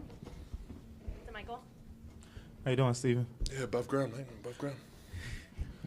When you look at, your roster for this season, obviously there's going to be a missing front court piece at the beginning of the season, Jiren Jackson Jr. potentially. When you look at the other candidates who could start at the power forward position, what stands out as key things that, matter in terms of, playing in the front court alongside of you? What are the key things that matter? Am I starting? I don't even know if I'm starting, mate.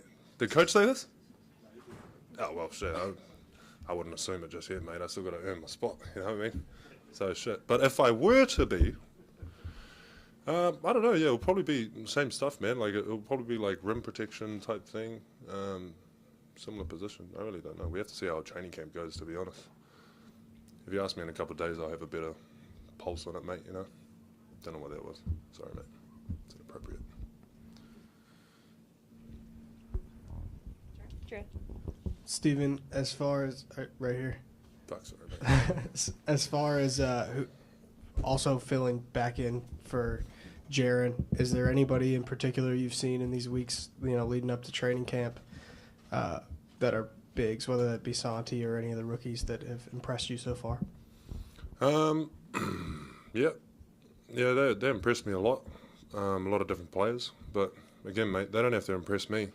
Yeah, I mean, that's old mate, old coach. They have to impress him. So yeah, we'll just wait and see, dude. Whatever it is. Well, what's good about the system itself, though, is that you could kind of move guys in and out, and the system seems to run quite fluidly, both offense and defense. It's quite special. Well, that's what we saw last year. You know what I mean? So yeah, I don't know. Is that good enough? Yeah, it's good enough. It's good enough, right? Yeah. What's up, Stephen? What one thing did you work on this season to try to improve your play this season as well as the team play? Worked on the old body, mate. Trying to get the old six-pack. Still non-existent, mate. Yeah, unfortunate. But yeah, probably, just like free throws and stuff, touches around the basket, rolling, stuff like that. Yeah. Shot some threes, mate. Everyone's shooting threes in the summer, mate. Yeah. I don't know. Just the status quo, bro. Stephen, just curious, right here to your left. Right? Sorry, bro. What's up, bro? The number 6 that you guys are wearing on the jersey this season, commemorating Bill Russell and everything that he's meant to the NBA. What was your how much knowledge did you have about Bill, growing up and getting involved in basketball, and what have you noticed about his legacy since you've been in the NBA? Yeah, I mean, growing up, I don't know much about NBA basketball in general, but just the dude just doesn't lose. That was the main takeaway. Dude's just a flat out winner. Even just being a part of the league now, just a key piece in terms of development of basketball and the NBA itself.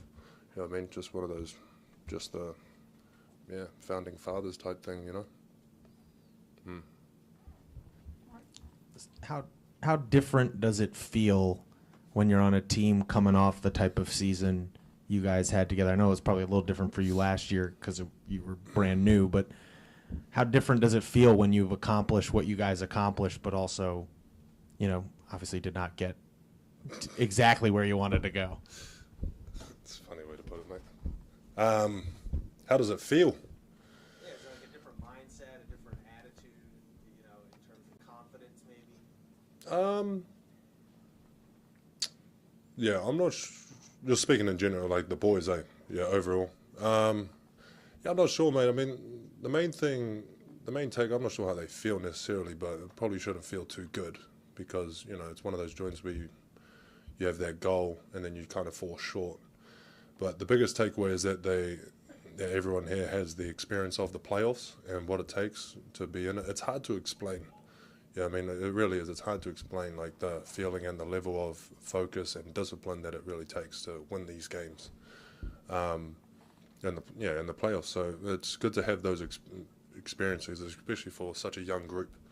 You know what I mean? It'll pay its dividends in their career, for sure, each and every one of them. So overall feeling is more just excitement, determined, and, just ready to take on the challenge.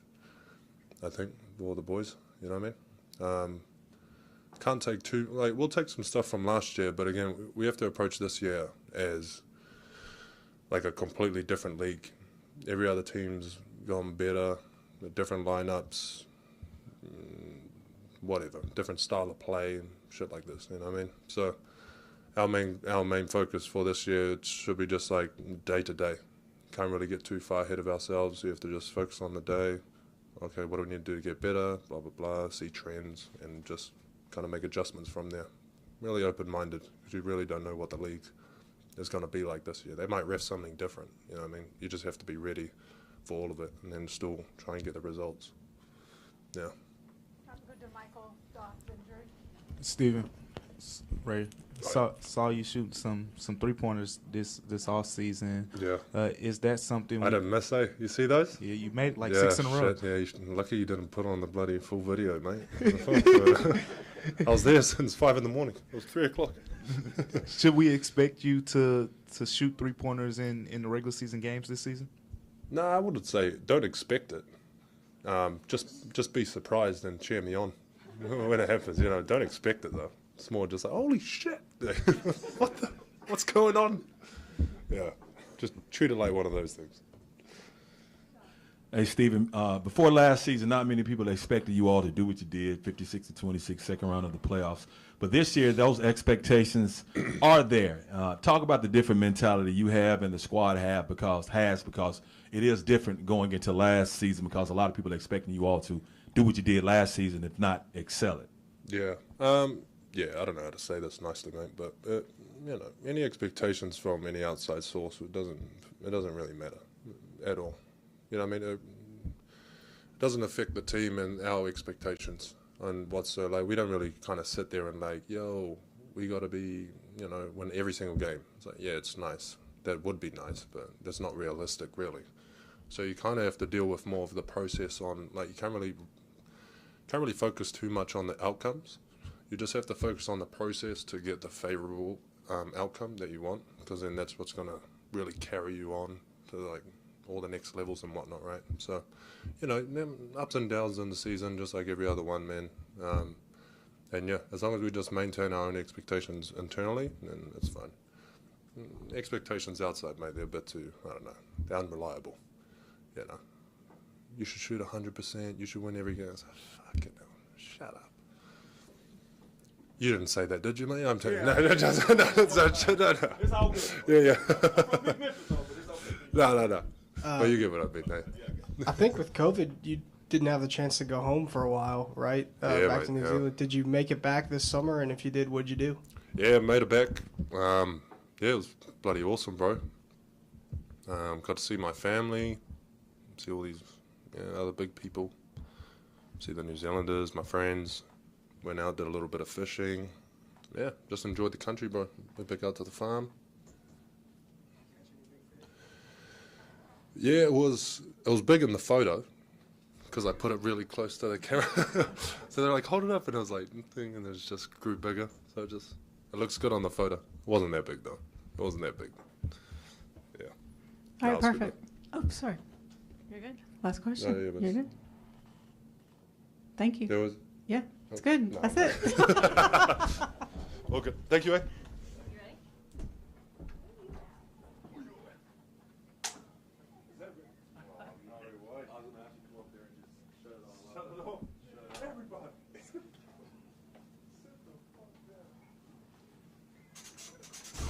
What's up, y'all?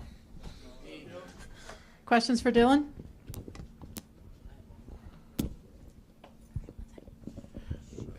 DB, right here. With, Jiren Jackson Jr. expected to miss the beginning of the season, one of the ideas that's been floated around is the team potentially playing smaller. Mm-hmm. Is playing the small ball power forward position, is that something you would want to do if presented that opportunity? Yeah, I want to play. I want to, be on the court. I played, 25 games just last year. So, I just want to play however I can get it. And, that depends on what the coaches want, depending on who we're playing and whatnot. Because, me, I can guard from 1 to 4 on the court. So wherever I can play and be healthy and be able to contribute, I'm there for it. Dylan, right here, ABC 24. One thing that Jiren said was that you guys aren't going to surprise anybody anymore. You're going to be the hunted after the season you guys had last year. What do you think about that mentality of being the hunted? I think we deserve it. We've been beating on teams, talking ish, being the aggressors every single night, and somehow we got to keep it going. Keep it fun, keep it new, find a way to keep us motivated in every single game, regardless of if we feel like we should beat this team or this team's better than us. We don't don't think that way at all. We just take it day by day and find ways to motivate us for every single game and trying to get back to what we were last year and get over that hump. Hey, Dylan, welcome back. Glad you're still here, man. But talking about the offseason, man, social media can be a crazy place. How does it make you feel? Like every time they talked about who the Grizzlies should trade, your name will come up or other things, man. Just talk about, does that bother you? How does that make you feel? Nah, it's just I'm a hot commodity. You know what I'm saying? Nah, I look at it, you know, like my boys show me, and it's whatever's part of the game. You know, it's my 6th year. I've seen almost everything happen. So, you know, it's just, like I said, I guess I'm a hot commodity. I just go out, work every single day, try to get better, and don't really focus on that. How hard is it not to clap back, though? I mean, it's got to be hard. Yeah, but it's not the words that I would put out to the media for sure. Dylan, back here. So, of course, you know, you got the nickname Dylan the Villain. And how much do you embrace that now as the Hunted, since, you know, your reputation precedes you? Now, everybody knows, oh, this guy, it could be a fight tonight or whatever. Yeah. How much do you embrace that? I feel like I really started getting into it towards the end of the year. I was shying away from it because I didn't want, you know, that, I guess, that darkness to be in my light, but it is what it is. You know, it's like you said, guys know every single night when they see me, it's going to be a really tough game for them. I'm going to use all 6 of my fouls. So they know. I'm in my 6th year, so everybody knows when they play the Memphis Grizzlies, it's going to be a dogfight. And I got all my dogs with me. Dylan, 2 questions. First off, did the Grizzlies offer you a contract extension this offseason? I don't talk about that. Yeah. And then, more generally speaking, as you survey, we didn't get to talk to you during the exit interviews last year.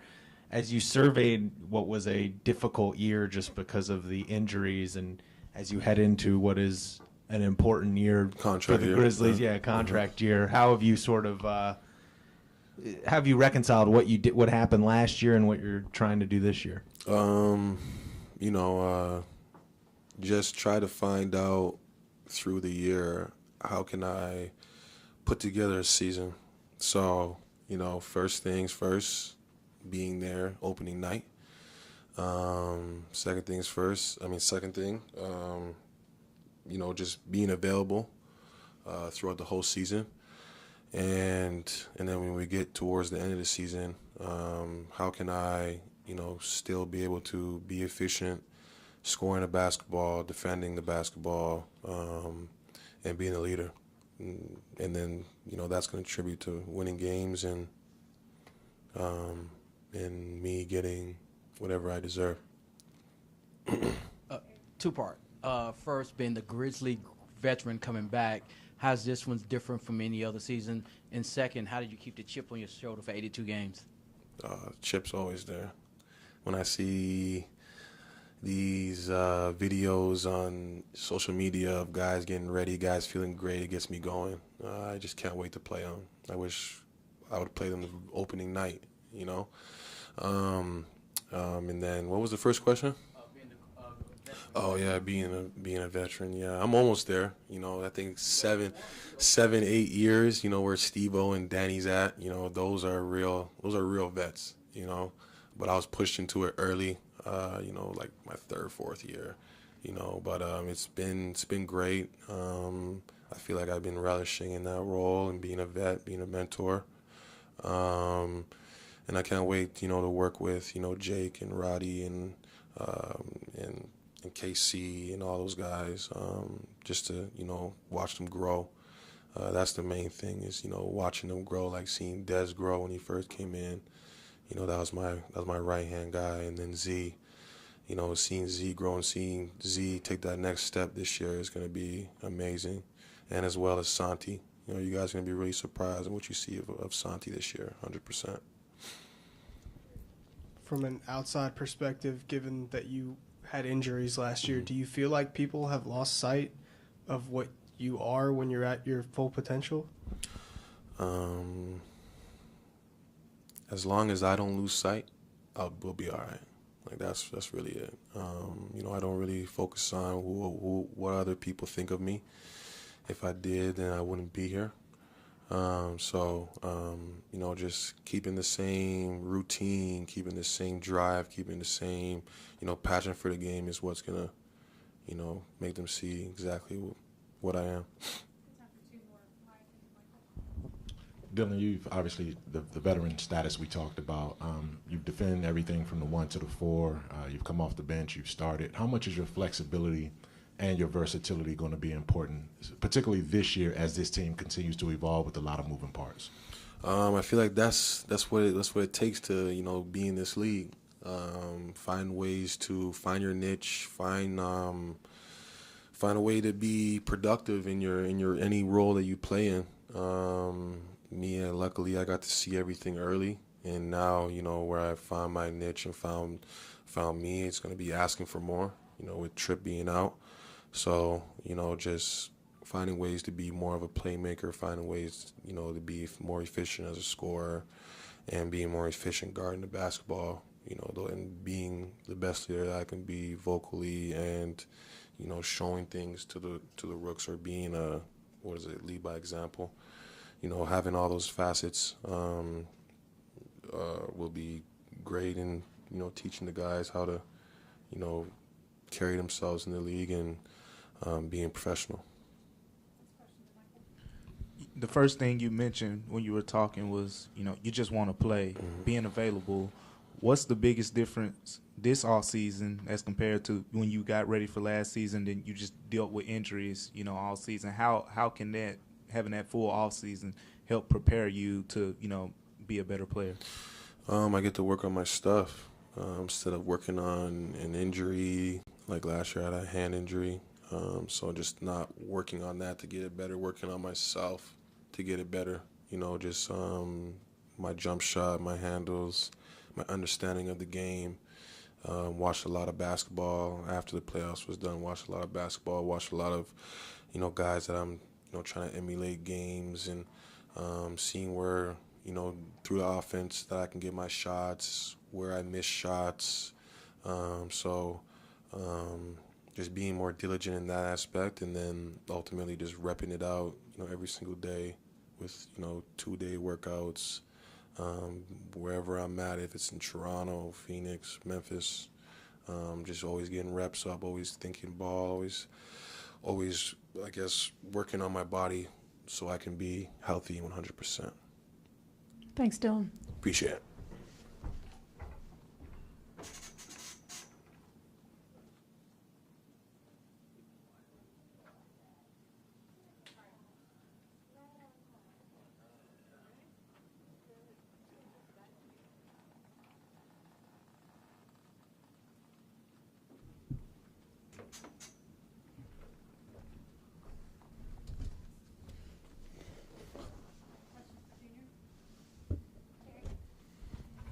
Hey, what's up, Junior?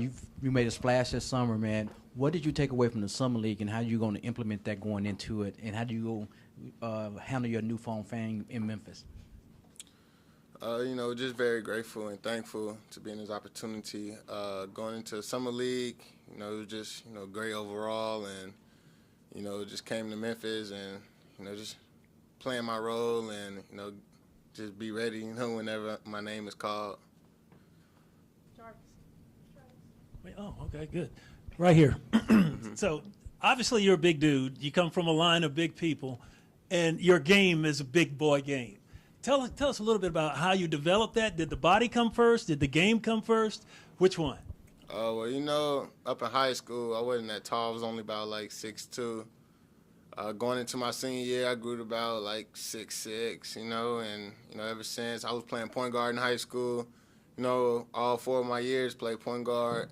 And, just mainly did everything. Got to college, and, my coach was just hollering about, I need a 4 and a 5, and, need somebody to play. And I was like, Coach, I'll play, no worries. And, you know, I just knew post moves, so I just did them, and, you know, I just adjusted to the game and just added everything I had and, you know, just put it in one bag and used it. When did the pounds come? I'll say I probably like senior year of high school. You know, I was a lot more comfortable before I got to college, and you know, I mean, I was just eating and you know, just you know, but I maintained it. You know, going out through college and you know where I'm at now. So you know, I feel great and you know just energized and you know ready to play. Did anybody tell you not to eat? No, you're too big. That's enough. We don't need any more. I mean, no, I didn't really you know focus on you know what like other people had to say because you know once I got on the court, you know, I was gonna give you the business either way. You know, it really didn't matter. So. You know, I didn't really, you know, listen to, you know, a lot of outsiders. Just listen to my, you know, parents and, you know, people that I'm close to. Hey, Junior, you're in a unique spot as a two-way player. You know, your role could kind of change on any given night with the Grizzlies and then also with the hustle. Just kind of what's your mindset going into the season where, you know, like one night you could be a focal point of the offense and the other, you know, you're just fitting into more of a role? Well, you know, just, you know, go out there and, you know, just remain focused and, you know, stay ready, you know, like Coach always tells us. And, you know, it can be a time at any point in time. You know, you just take times for things and, you know, you just really have a mindset to be, you know, just focused out there when you get out there and play. There's opportunity with Jiren being hurt right now, especially at a position where you might play. Zach said it'll be a competition. Taylor said it'll be a competition in training camp. What do you make of that? And do you hope to, you know, be playing rotation minutes on the first night? Well, you know, just, you know, that's not the point right now. We're just going into training camp, you know, getting ready for the season and, you know, taking it step by step. You know, Jiren going to be back soon and, you know, just find my way to get inside the role and, you know, get minutes throughout there and, you know, just play as a team and, you know, win games. All right, thanks, Junior. All right, thank y'all.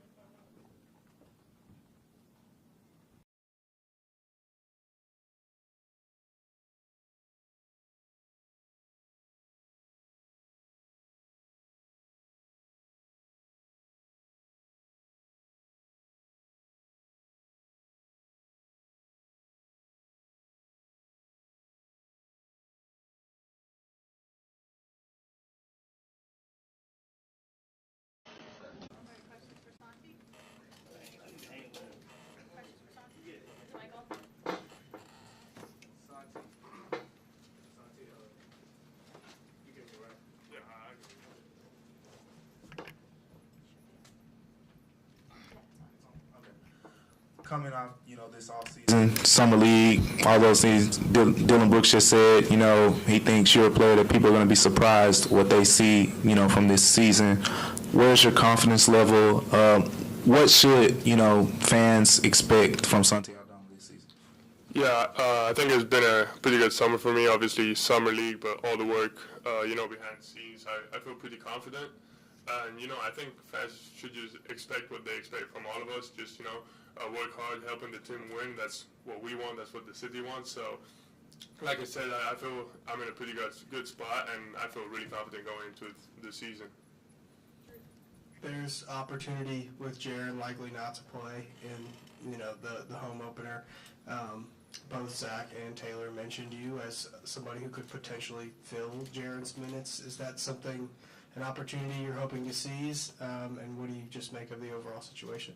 Yeah, obviously I'm fortunate that Jiren's out for now, but obviously there's an opening spot there, and you know I'll work for it. I've been putting work for it, but you know just like I said, take it one day at a time. I give my best, and I'll be ready to go in any situation. Brandon? Santi, last year was kind of a hectic with the trade, and then getting in for summer league, and now you've had a full year to kind of be with the Grizzlies organization. Had time down in South Haven with the hustle. You know, some minutes tail end of the season. Just how much did that help you prepare heading into year two? Oh, a lot. I think just looking back at the season, obviously hectic season, like you said, time with G League with the NBA team. I think that's been great for me. It was great last year, and especially this summer, just, looking at what I did last year and just building off of that, I think it's been huge. So, just like I said before, just taking it one day at a time and getting 1% better every day. It's the plan. It's been the plan. So, very confident into training camp and what's coming. Hey, something in the summer league, you showed some flashes of some goodness, and that the Grizzlies are looking for. How can you translate that to be a more consistent player throughout for 82 games? Yep. Summer league, I think it was good. Like I said, the plan is to play like that consistently. So that's what the summer's been about. Just getting to work every day, to the gym every day, weight room and basketball. And that's, like I said, that's daily work. That doesn't come with one good game or one bad game. That's daily work. So that's the whole plan. That's the whole deal. I'm gonna keep repeating myself. That's what I'm gonna do, and to help the team win. And Santi, more on this opportunity that has presented itself with Jiren being out. Like Zach and Taylor says, that the position is open for competition. It's open, but they also, not only them, but a couple of players spoke highly about how you've evolved in your game. Do you feel any pressure to perform to meet their expectations, or are you just kind of embracing the opportunity and that gets you even more pumped up? No, yeah, for sure, embracing the opportunity. I think it's been a very good summer. I trust the team a lot. I think the team trusts me a lot, and that's what the summer's been about. And, it's obviously, encouraging just hearing, Coach, Zach, the teammates, speak highly about me. But I think that's the work we put in by ourselves and together here in the gym. So, I think that's what we've been doing all summer, and now I'm just excited because it's time to show it. Santi, you pretty much been working nonstop since you came over last year. Decided to come over, play summer league, kind of got a late start to that. Was there a moment during this past NBA season where you felt like, okay, this is the NBA, I'm in the NBA now? Was there sort of a pinch me moment for you? Yeah, I think, it's an adjustment, and I think last year, it was a little bit, hectic, like he said. But, yeah, there was definitely a moment, during the season. I think it was like mid-season. I was like, all right, this is what it is. And now I think my mindset shifted a little bit, and especially going into the summer, I think I feel so much better with my body, my mind, my game. So, that's why I'm so excited because, it's been a long journey, but at the same time, I feel like I'm ready to go. Santi, is there an aspect of your game that you really focused on and worked on this offseason? Yeah, I would say mainly just getting bigger, stronger, to be more, have a better presence on defense, and then just shot consistency, which I think I lacked last year. So yeah, those were the main two areas. So I could be, harder on defense, bigger presence, try to block some more shots, and then, just hit the open shot. Last question, Jarvis. Santi, right here. The Grizzlies have had a long tradition of having, or as long as they've been here, pretty much of having Spanish players come over and not only just play well, but shine. And of course, the Gasol brothers, La Bamba was here. You, yourself, and your family, I think your dad and your uncle, played internationally. Yep. Do you, would you like to be the next big name from Spain here in the NBA, in Memphis? And have you talked to your family about that? Yeah, for sure. I mean, it's an honor just to be in the same spot as they've been there. Like you said, the Gasol brothers and La Bomba, Juan Carlos, he's a Spanish legend. They all are. So just being in the same shoes as they were once, it's an honor for me and my family. And like you said, just following my uncles and my dad's footsteps is huge for me. So that's what I work for every day. You talk to them any about how you adjust and how you make your own name? Yeah, we talk a lot about that. Obviously, they're very happy in here. They don't talk to me about basketball a lot. They just, let me be. But at the same time, they always have good advice for me. So we're very, very happy, obviously. But we just enjoy this process together. Thank you, Santi. All right. Thank you, guys.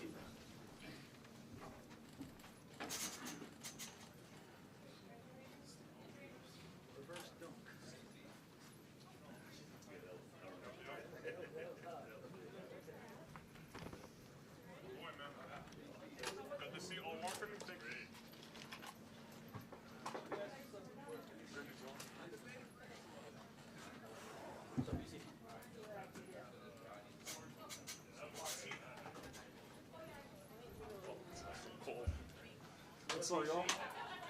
Good to see you guys again. Questions for Brandon? Brandon, with Jiren's current status, I think there's going to be important minutes from everybody at the power forward position. How do you view what the team will need to do and what your role could potentially be? Would you want to be a starting power forward if they asked you to do that? Yeah, I just view this kind of how I've viewed this kind of similar stuff the past 4 years. I mean, guys have gone out because of injury, gone out because of COVID. I think it's always just being ready and just being ready for like whatever the coaches want. I'll do like whatever is asked of me, whether that's starting or whether that's starting or coming off the bench. I really don't care. I'm just here to play ball with my teammates, and I don't really think of that stuff. I mean, I do love playing with Jiren. I think that playing with him, we're like a really good duo on the court. So I really can't wait for him to get back. But yeah, it's just like whatever coach asks me, I'll be able to do it. Hey, BC, last year you had one of your most consistent years. What do you do this off season to try to even build upon what you did last year? Yeah, I think it's just like taking care of your physical health and your mental health, which is the like biggest stuff. I think if your like mental health is really strong, it makes being the best player on the court easy, whether it being hard, and also just kind of working on my body, on my health, whether that's my diet or that's my strength or that's doing like whatever my like trainers asking me. Just kind of just getting myself ready for the year. Hey, Brandon, I know you say it doesn't bother you if you come off the bench or start, but everybody wants to start, man. You know, I understand how that goes. But getting that label that he's such a good guy coming off the bench, giving us energy or whatever. Does that bother you? How do you deal with that? Because you get that label being such a great bench player, but I'm pretty sure in your mind, and you know that if you had to start, you can put up the same kind of numbers. So how do you kind of balance that? Yeah, it doesn't bother me. I mean, I think I've proven what I can do as a player, and I feel like I've proven that I can be on the court and I can play versus, the like best players in the league.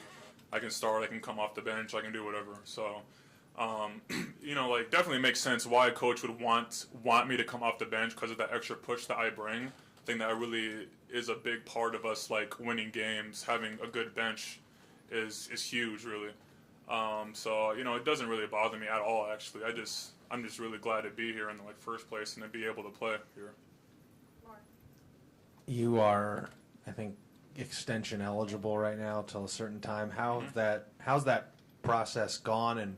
And this is the first time you'll be going through, I guess, a contract year, so to speak. How does that affect your approach to the season? Yeah, I mean, it doesn't really change at all. I'm just kind of grateful to even be in this spot where I'm able to sign this. I really can't say too much, but I really do love playing here. Playing here these past 3 years, year 4 coming out has been a dream for me. It's been very fun. It's been awesome. I love it here. But yeah, I mean, obviously, there's a bunch of stuff can't really talk about. There's stuff going on, but either way, I'm in a great spot. I love to play here and I love to play ball. So either way, I'm just not really stressed out. I'm just always blessed and grateful to be able to make money and be able to make money doing what I love. Would it be fair to say you're optimistic about how things are going? I don't really want to say. I'm not good at knowing what and what not to say. I think I'm optimistic either way with anything that happens. So yeah. Brandon, it seems like since you've been here, you've sort of been asked to do different things with your game every single year. Mm-hmm. Last year, it looked like you got back to just being Brandon, with your energy off the bench, getting into the paint, the floater game. Yep. How much of that is what you're leaning on now, even as you sort of grapple with the fact that you could either be coming off the bench or starting? Yeah, I mean, it's just, that's something that I'm always really focused on, is just being me, getting better at the stuff that, not that I'm bad at, but what I'm good at too. I really want to be great in all of these things. So I really did put in work and stuff that, I shot the ball a bunch. I really worked on dribbling. I really worked on my strength. I really worked on my mental, this past off season. And, but yeah, really just, I'm always going to know that the core player me is I know who he is. And, I think that's something that I can show up with every night too. So, yeah, just always being me. But I do get that me though can be a very, very great player. Hey, Brandon, BC, back here. Players and teams make their names in the postseason. And you've had some games where you've just been off the charts, and then some others where it's like, well, if Brandon did what he did before, then it could probably be a win. How do players get that consistency that they had from the regular season to translate into the postseason? I think just kind of learning from every journey that you do take to that postseason and kind of like learning from it. I think that's why the Warriors were so good, because they've been there like 7 or 8 times straight, really. So, yeah, I think it's just like learning, really. It's really hard to be good like in the first and the second round, because teams change so much and there's so much more that you have to learn, and it's just a battle of like teams and making changes every game and all that stuff. And I think that as a team we had learned a whole bunch from the first series, and also I think a whole lot more from the second series. And I think we kind of learned like what it'll take to make it past that second round and further on. Last 2 questions. Brandon, I'm not sure how much time you spent with the guy yet, but as young as you guys are, how much can it help having a guy like Danny Green bring you guys along faster in terms of maturation and just learning more about the game? Yeah, we don't really have. I mean, we got Steve-O, but he's also pretty young too. I think having a vet with us is something that's like really big. Really, we don't, because he's been there. He's been very far in the playoffs multiple times. He's even won a ring, and he's a player that I've watched for years now too. So definitely something that I kind of like look up to. And if there's any questions that we got, because we do have a bunch of young guys, I think they're really gonna look up to him a bunch. And I just think that having a player like that, just like a real good like vet player that's been through it a lot, is going to be real big for our team. Hey, Brandon, I want to go back to the question Mark asked you. I don't want to get you in trouble because you said you don't know what to say and what not to say. Good. No, you said about the extension, you said signing this as something that you're seeing, that you have seen. So you don't have to answer the question. I just want to read your body language and how you how you look after I make this comment. Go ahead, man. I'm looking. So now I know what it I'm is. smiling. Yeah, exactly. So I know what I'm that means. definitely happy to be here, man. Thank you. I know what that means. I want to be here. So yeah. All right. Thank you, Brandon. Thank you, guys. Thank you, Appreciate you guys. I like the new hairstyle. You? You? Same one. Just longer hair. No, last year, you had a few big. The what? Oh, the braids? Yeah. You're right, man. Okay.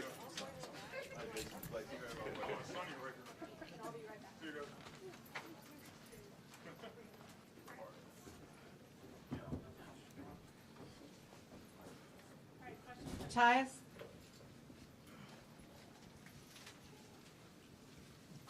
Yeah, Jarvis in the back. Right here. Last year, everybody was at the end of the season. Well, is he going to come back? Is he going to come back? So that question's answered. You're back now. How comforting is that to you to know that all of that is in the background, and how much are you looking forward to with that in your back pocket now? You can go ahead and go and do what you do. Yeah, it's extremely comforting. I'm excited to be back. Yeah, it was just for me coming back here, it was about comfort, just with coach, with the staff, with my teammates, with the system, and then with the city. My family's here, obviously. Having lived here the last 3 years, just being familiar with it. So yeah, we're extremely excited to be back, and then just really looking forward to continuing to chase a championship. I mean, we feel like we got all the pieces we need. We feel like we had some postseason success last year. Obviously, fell short, but we just want to build on that, and so I feel like the time is now, and we're ready to hit the ground running. Hey, Tyus, talk about that whole process. Am I going to resign here, or am I going to have to go somewhere else? Giving you an opportunity to run it back, and talking about their process, and also how, just playing with Ja and being able to back him up and running the court with him. How did that factor into your decision? Like, okay, y'all giving me the loop, but I'm going to take y'all loop instead of taking somebody else. Right. Again, it goes back to, just comfort, just being familiar with it rather than starting over somewhere else. Being familiar with, knowing what they need and expect out of me. And again, knowing the system.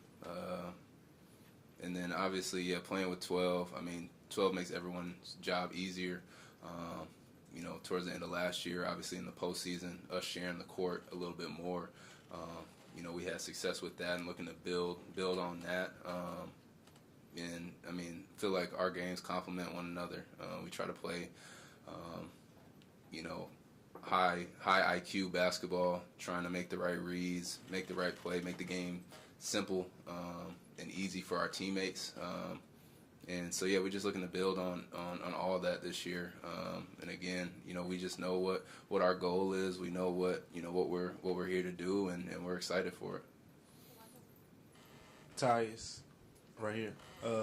You know probably better than anyone what this second unit could potentially look like. You know, a lot of the talk has been about losing Melt, losing Kyle. What would you say to those people who say, oh, it looks like the bench has taken a step back, you know, losing two key veteran players? I mean, everyone will just have to see. We're obviously confident. You know, we've always, you know, had that next man up mentality, and that's not changing. Losing Melt and KA, obviously, you know, those are two key components of our bench unit and of our ball club. But you know, it's again next man up mentality. Other guys are going to have bigger roles. You know, we got you know, some rookies, you know, ready to make an impact, and so again, we're ready to hit the ground running. You know, no one's going to feel sorry for us. No one's going to make excuses for us or anything like that. And you know, we're just ready to play. Hey, tell us about David Roddy. I gather another Twin Cities guy. What can we expect from him, and what's your relationship with him? Yeah, I've known David, you know, for a while. He played AAU ball with my little brother, so I've seen him, you know, coming up through the high school ranks, and obviously followed him in his college career, and so I'm extremely excited for him, you know, not only making it here, but obviously to be in Memphis, and to help our club out, and you know, he just brings, you know, grit, you know, toughness, hard nose. Obviously, everyone sees the build and the strength that he has, but he's just a hard worker. He's going to grind. He's going to do whatever it takes, you know, whatever is necessary to help the team win, and you know, he's going to shine in his role, and yeah, so we're excited for him. Chances are you're going to play minutes with rookies this year because they will be coming off the bench. Is there anything you can do to speed up the process of getting chemistry with those guys, or is it just a matter of playing together? Anything out of the ordinary, I don't necessarily know, but I think just our chemistry in general as a team is great, and is something that you know, in my first few years here has come along pretty quickly. So I expect that to be no different with the rookies. But as far as on the court stuff goes, just watching film with them, continuing to be vocal with them, trying to help in any way that I can, if with whatever I see as far as our unit goes, just talking to them before practice, during practice, just trying to help them, you know, on that learning curve as I can, and you know, that's, you know, part of my job as a leader on this team. Tyus, you certainly have had a starter's impact on this team when you look at everything across the board last season. How much growth and just confidence did it take in you to come back and make this decision to come back and accept a role that may be coming back off the bench again at this point in your career? Yeah, like I said at the end of last year, you know, I want to be a starter in this league, and I view myself as a starter in this league, but I also view myself as a starter that just comes off the bench, and so I don't necessarily look at myself as a bench player or as a reserve or anything like that. And so then when I am asked to move into that starting lineup, you know, the goal and the mindset doesn't change for me. And so for me, it wasn't a too difficult of a decision to come back here knowing I was going to be coming off the bench. It's not you know, I'm not too prideful or anything of that nature. You know, I want to win. I know 12 is, if not, you know, one of the best point guards, you know, in the league today. So, you know, when you're a player like that's, you know, backup, you know, people can't really knock you because look who I'm backing up. So, but for me, it wasn't a pride thing or anything like that. I know what I bring to the table. I know what my role is here. And at the end of the day, I want to win a championship, and I really feel like we can do that here. And I'm excited to run it back. Hey, Tyus, I know Coach Jenkins don't like comparing seasons to seasons. Every season is on its own. But what scar tissues you can take from last season to build on this season to make it a better season? I think just the experience going through it.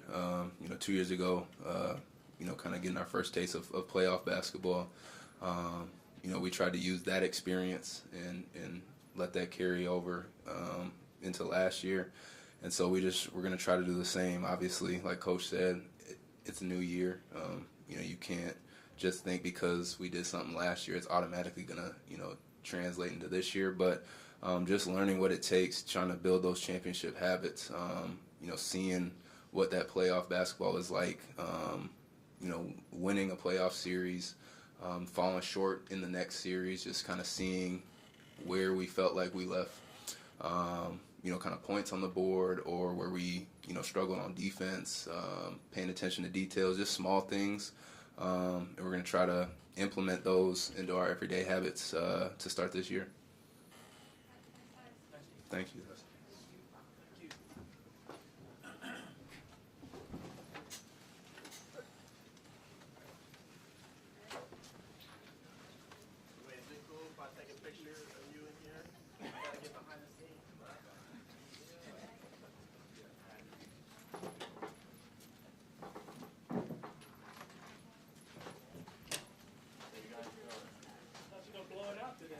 Yeah, it's okay if I take a picture of everybody in here. I'll assign one job today. Where you get that camera from, bro? I ain't Can't get that developed. Still make those, man. You can't get those developed anymore. Hey, man. Yeah, right here. Oh, wait, actually, no, I gotta stand up a little bit because it's a big room. One, two, three. Oh, it works. Appreciate you guys, man. Indoor or outdoor, though? Indoor or outdoor? It's both, man. Can do it all. No, you gotta stand real still, though, you know what I mean? Turn a little bit, the picture's done for. All right, questions for Xavier?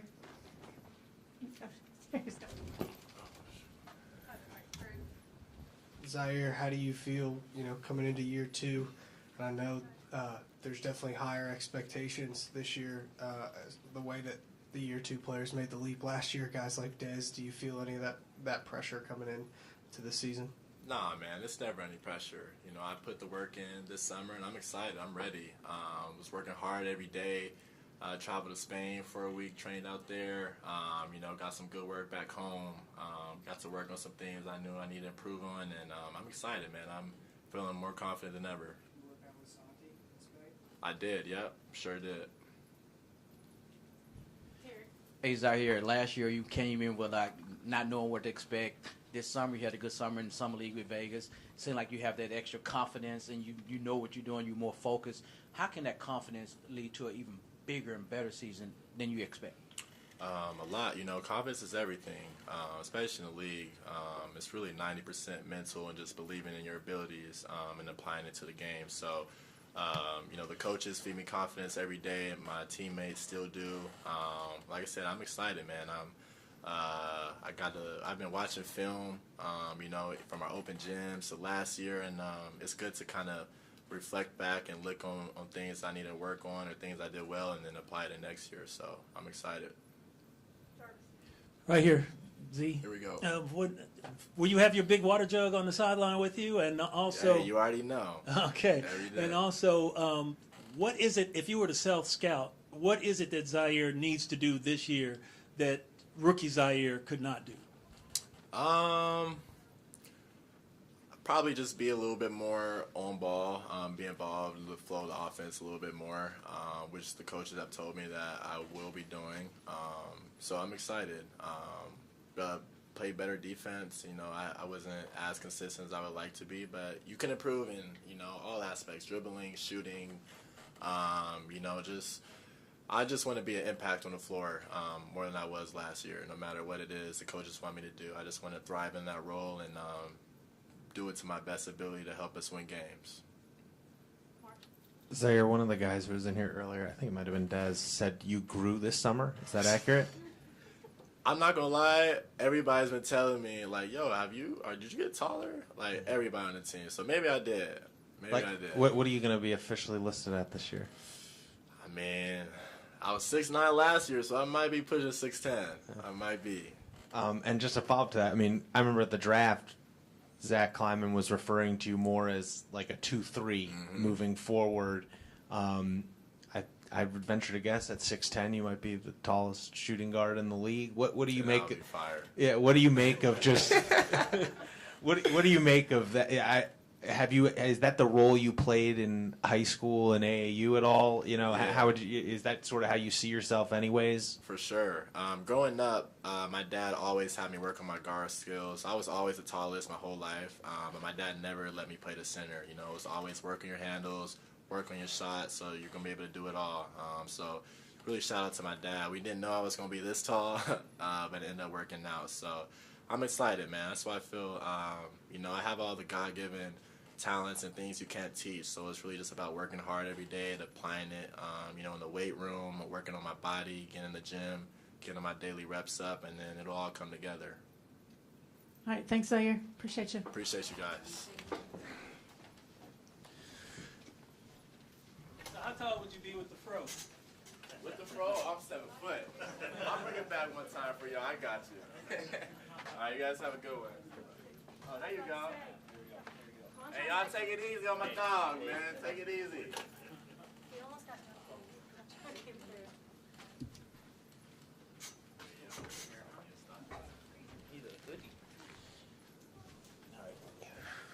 Silence his phone real quick. Questions? Terry? Hey, David, you know, you got introduced to the Grizzlies way this summer.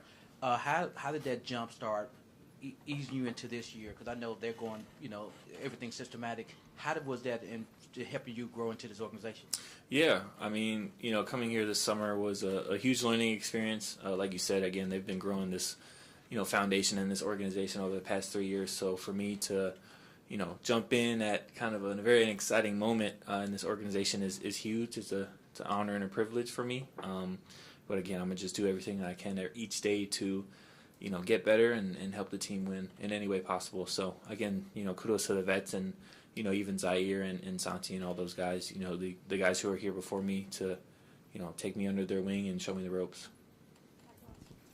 David, you guys have spent the summer really bonding, you know, building that chemistry among one another. But tomorrow, you know, when the whistle blows, a lot of you guys are going to be fighting for those same minutes at that 3-4, you know, 4-3 position. What's that competition going to be like for you going in? Yeah, I mean, again, it's going to be great competition. Again, I mean, there's a ton of talent on this team, a ton of guys that are, you know, deserving of those minutes. But again, it's kind of the business as well. So, you know, again, I'm all for it, and I'm ready to again compete for those minutes, and you know, just again help the team win in any way possible. Right here.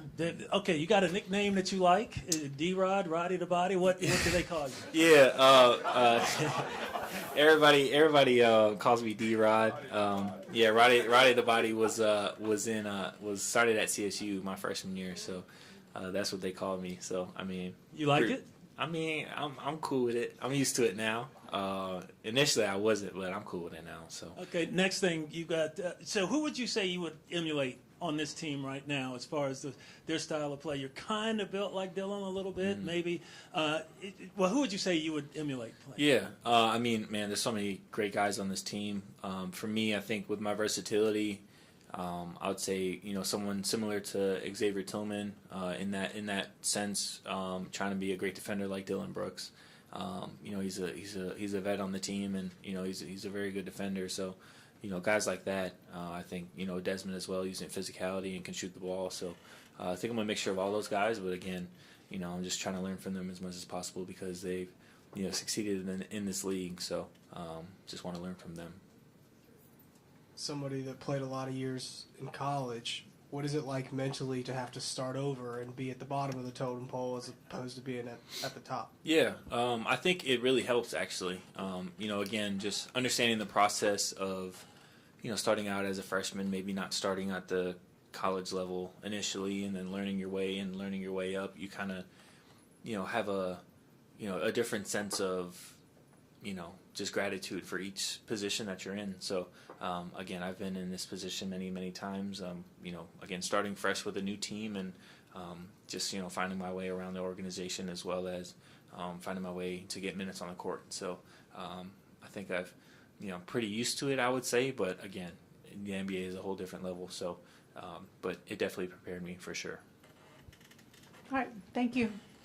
Perfect. Thank you, guys.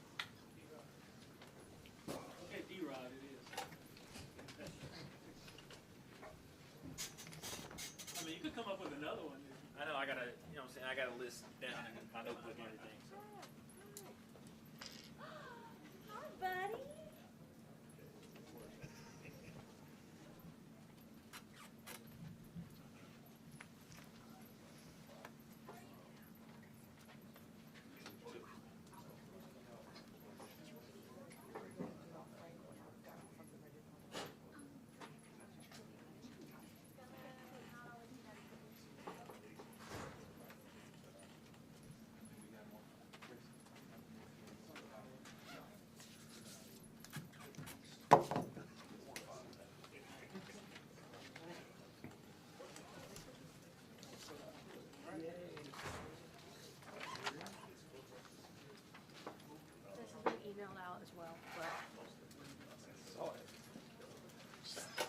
Double reassurance.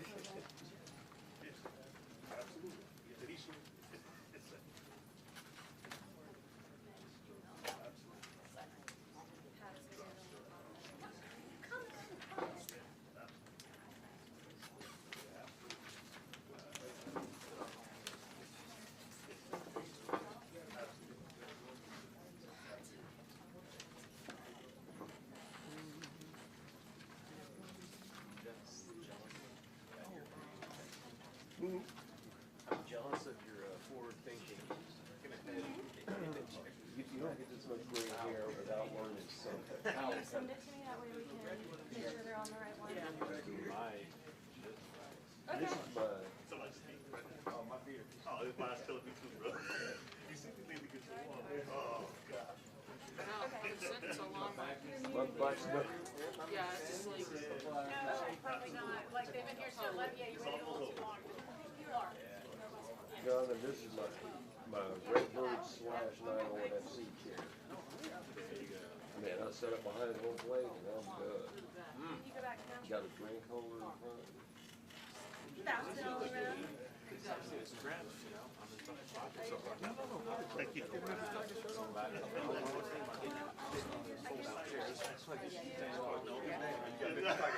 was like, I already know you won't be there, so.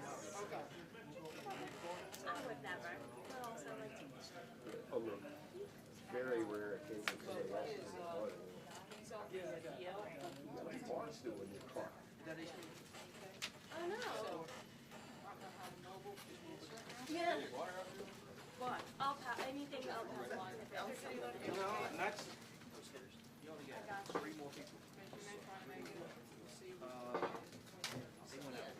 How was your fall break? It's good. A little bit of a. Yeah.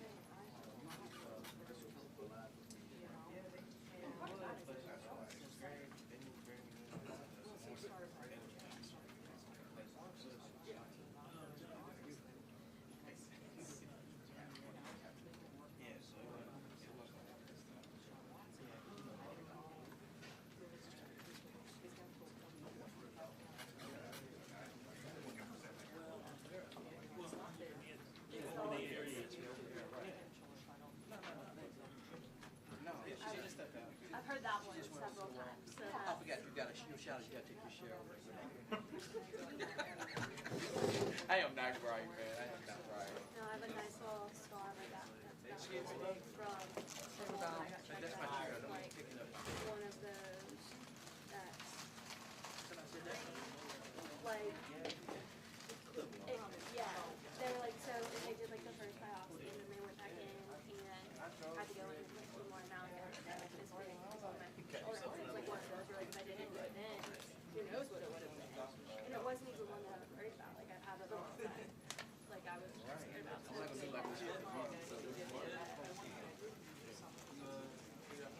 yes.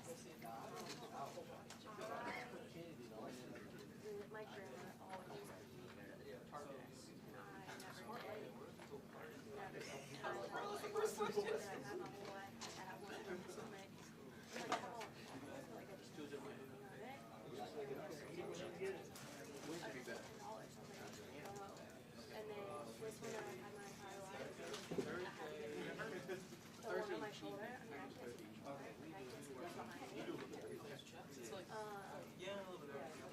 So now I go regularly, but and everything's been fine since then. It's just like the one where it was this time last year. Yep. Well, my grandfather had skin cancer, and so like it's just yeah. Oh, you want to do a Zoom chat? Okay. Killian, John. Yeah. Thursday better than Wednesday. We haven't had Vince. We can do a Zoom. We can do a We haven't had Wednesday Jake. on Thursday. It's at least 4. Okay. And Kendrick, 5. Then that way I can look at some of the other stuff on we can do around the There you go, drop stuff all over. Yes, sir. I've been writing this before, so I'm not that far away. No, Dr.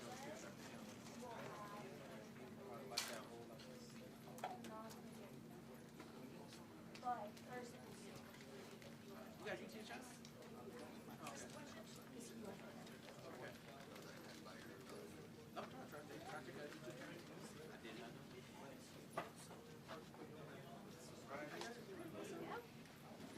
You ready? Hey, Ginny. Hey, Ginny. Hey, Ginny. Come on in. Hey, one day. Yeah.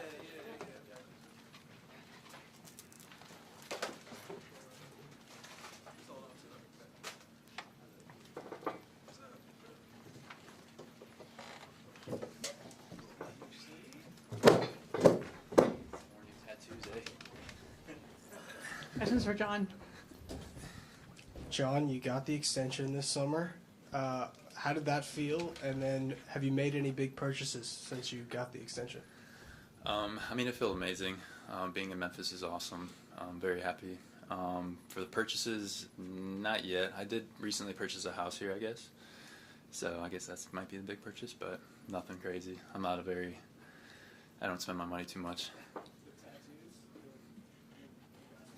Yeah, so I got a couple more tattoos. I wanted to fill out my sleeve. I've wanted it since, say, college, so kind of just finished it out. I mean, I got a line of rose, the V for Vendetta, kind of islands, compass, and a rope. Very much, yeah. So there's meaning behind it, but yeah. Keeping up with their bad boy image. This is Jarvis right here. So any truth to the rumor that Nike is coming out with a Croc for you, just for John Conchar? Man, that would be amazing, right? No, I'm happy to sign with Nike, but we'll have to talk about the Croc thing with them too, right? Okay, so tell us your story. I mean, coming from where you came from, and now here you are. You got the money in the bank. Your role has increased every year, and you're here in Memphis with an up and coming franchise. Yeah, I went to college in Fort Wayne, a little small school, small mid-major. Made it out as a two-way, and yeah, kind of just ran with the opportunity. Starting at the end of my first year, I started playing a little more, got a little role for like 10 games so. And then COVID hit, and then kind of the bubble, and then I signed my 4-year deal after that, which was awesome. But yeah, I feel like I've gotten an opportunity every year. Now I just have to solidify myself as a role player and go with it. John, how did the opportunity with Nike come about, becoming a Nike athlete and just two, more Grizzlies related, just what are you expecting from yourself personally as you step into a bigger role this season? With the Nike standpoint, my agent just brought it up to me. So I was like, yeah, I'll sign with them. I wear the Nike shoes already anyway. So, yeah, I would love to sign with them. For basketball standpoint, just kind of solidifying myself as a good role player. 3-point shots, I need to make my attempts a lot more. I only shot 1.8 attempts, I think, from three this past year. So kind of just letting it fly mentality and just going from there. Where do you think you've grown the most since you left college, both as a player and then also in your personal life? I guess maybe a confidence standpoint every year after college. Kind of just playing hard, just going with it. Yeah. John, you kind of just went through your whole story there. Your role has kind of gradually increased every year. The team made moves this offseason that gives you a good opportunity to really kind of have, a full-time role regardless of who's healthy, who's injured. Just kind of what's your mindset heading into camp and having that open two-guard spot for your taking? Honestly, just running with the opportunity. Just taking it, not looking back. I feel like I got opportunities before and then I played well and then started not playing as great. So kind of just continuing playing well and be a solid role player for him. Can you tell me about Jean Short Fridays? And is there any chance that you can bring that back? What was that? That was my freshman year of college, I think. Jort Friday? Yeah, Jort Friday. Yeah, me and one of the walk-ons in college used to always wear jorts on Fridays. This was like summers and then kind of beginning of the season for my sophomore year, I think.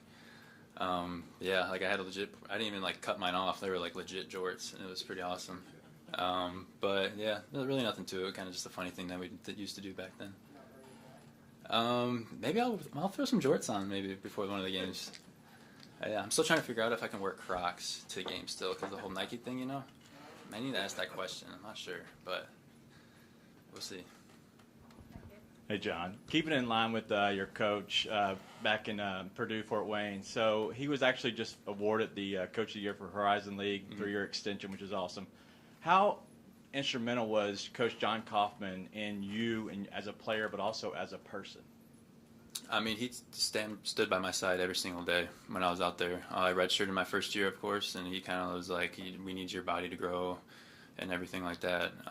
But, I mean, he's a great guy. He helped me a lot throughout the years, just kind of growing, because I played the 3, then the 4, then the played point guard in my last 2 years. So kind of just every position, he kind of taught me what I needed to do, my role for that and everything with that. So he's a great guy. Hey, John, the question involves John, put it that way. When you're out there on the court, especially when you've gotten time with the starters like John, the rest of them, they look to you. If you're in the corner, you're going to get the ball. And a little bit about their confidence in you, and then when you do something and they're on the sidelines, that when they jump up and down and go crazy, how does that make you feel? Man, it's awesome. Yeah, I mean, I'm sitting in that corner no matter what. So if I get the ball, I'll try to. I'll definitely shoot it, and hopefully it goes in. But yeah, seeing them celebrate on the sidelines is awesome, and it's happy to see. Hey, John, you're the same 24/7, 365. No matter what's going on in your life, you always the same. How you always manage to keep that level feel, no matter if things going bad for you, things going good for you. You always right here with a smile. Yeah, I mean, never too high, never too low. Kind of have to take life. You got to be happy no matter what, really. No matter what hits you. Kind of just, the mentality of never too high, never too low. No. I'm from Chicago. I was in California for maybe 3 months, but never surfed. No. I wish. I feel like I would not be able to surf at all. Not with jorts on. That'd be a great picture right there, right? The little jorts on. Yeah, that'd be a little too cold right there. All right, thanks, John. Thank you. Congratulations.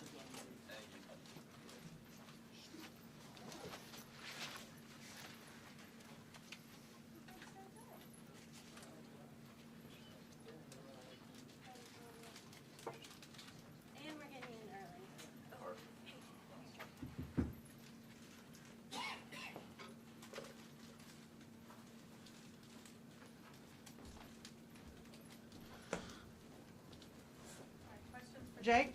Questions for Jake?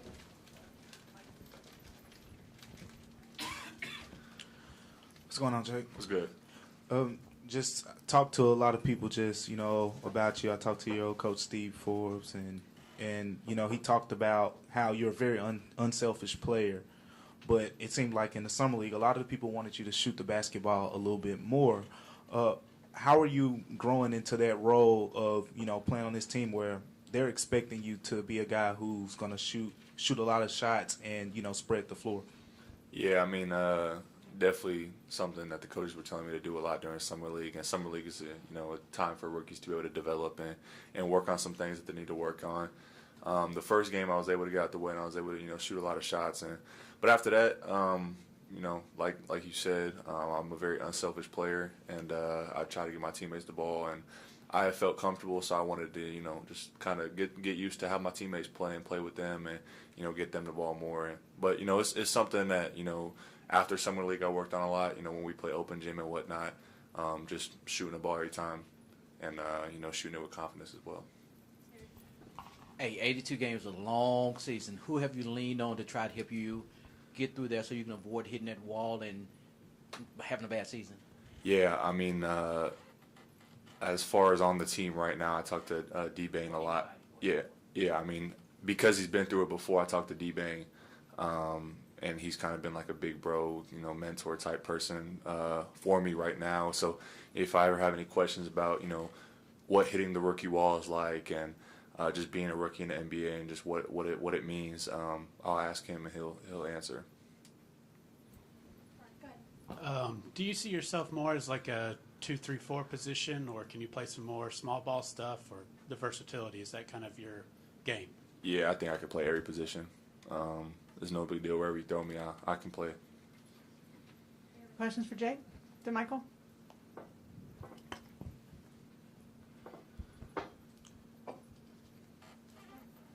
Jake, what's the biggest thing you want to see out of yourself this preseason as you're playing against, quicker, faster players at the NBA level?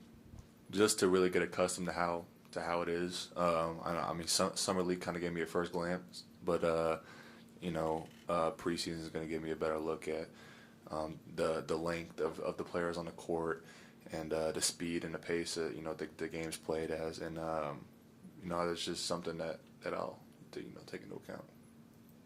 Jake, you talked about right here. You talked about you being an unselfish player and you like to move the ball. This whole team is built with players that like to do that, and there'll be sometimes you're just gonna have to shoot it. You got to chuck it up and let it go.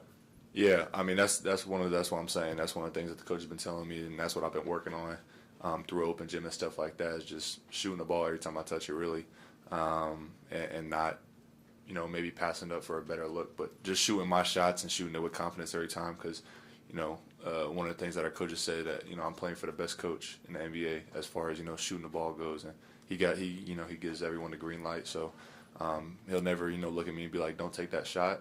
They all give me confidence in being able to shoot the ball.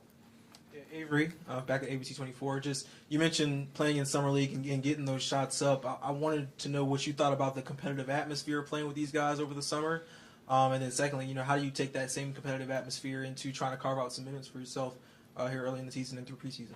Yeah, for sure. It's been really good being able to play with the vets that are back and competing against them. Just kind of them showing me the ropes of how it's going to be, and pushing me to be better, and showing me what it's going to take for me to be able to carve out some minutes for myself my rookie year. But I'm super excited for the season to come. All right, thanks, Jake. Appreciate it.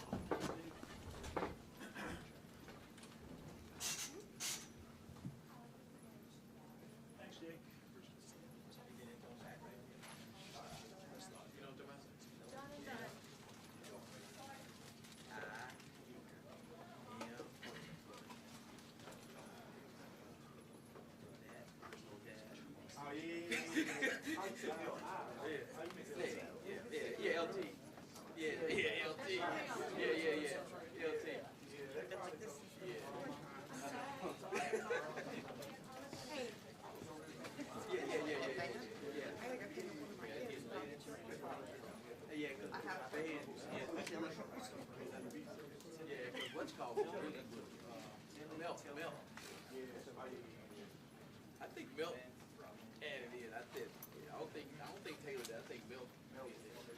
Yeah.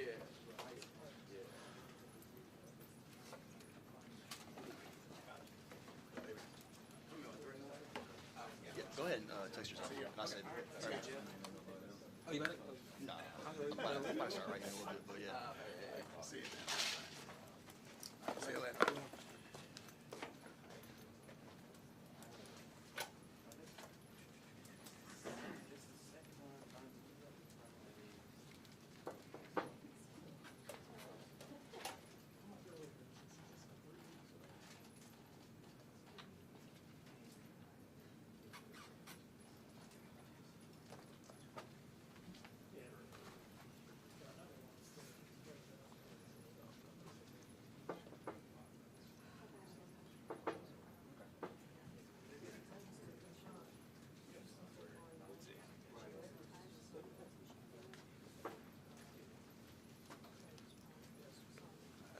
Messing with them old dudes. I call them motherfuckers. Y'all old. Say what it is. That's old shit. He know he old. Right. He just better not be no Udonis Haslem. Right. Play your coach. He gonna get his 10, 15 minutes for sure. Got it.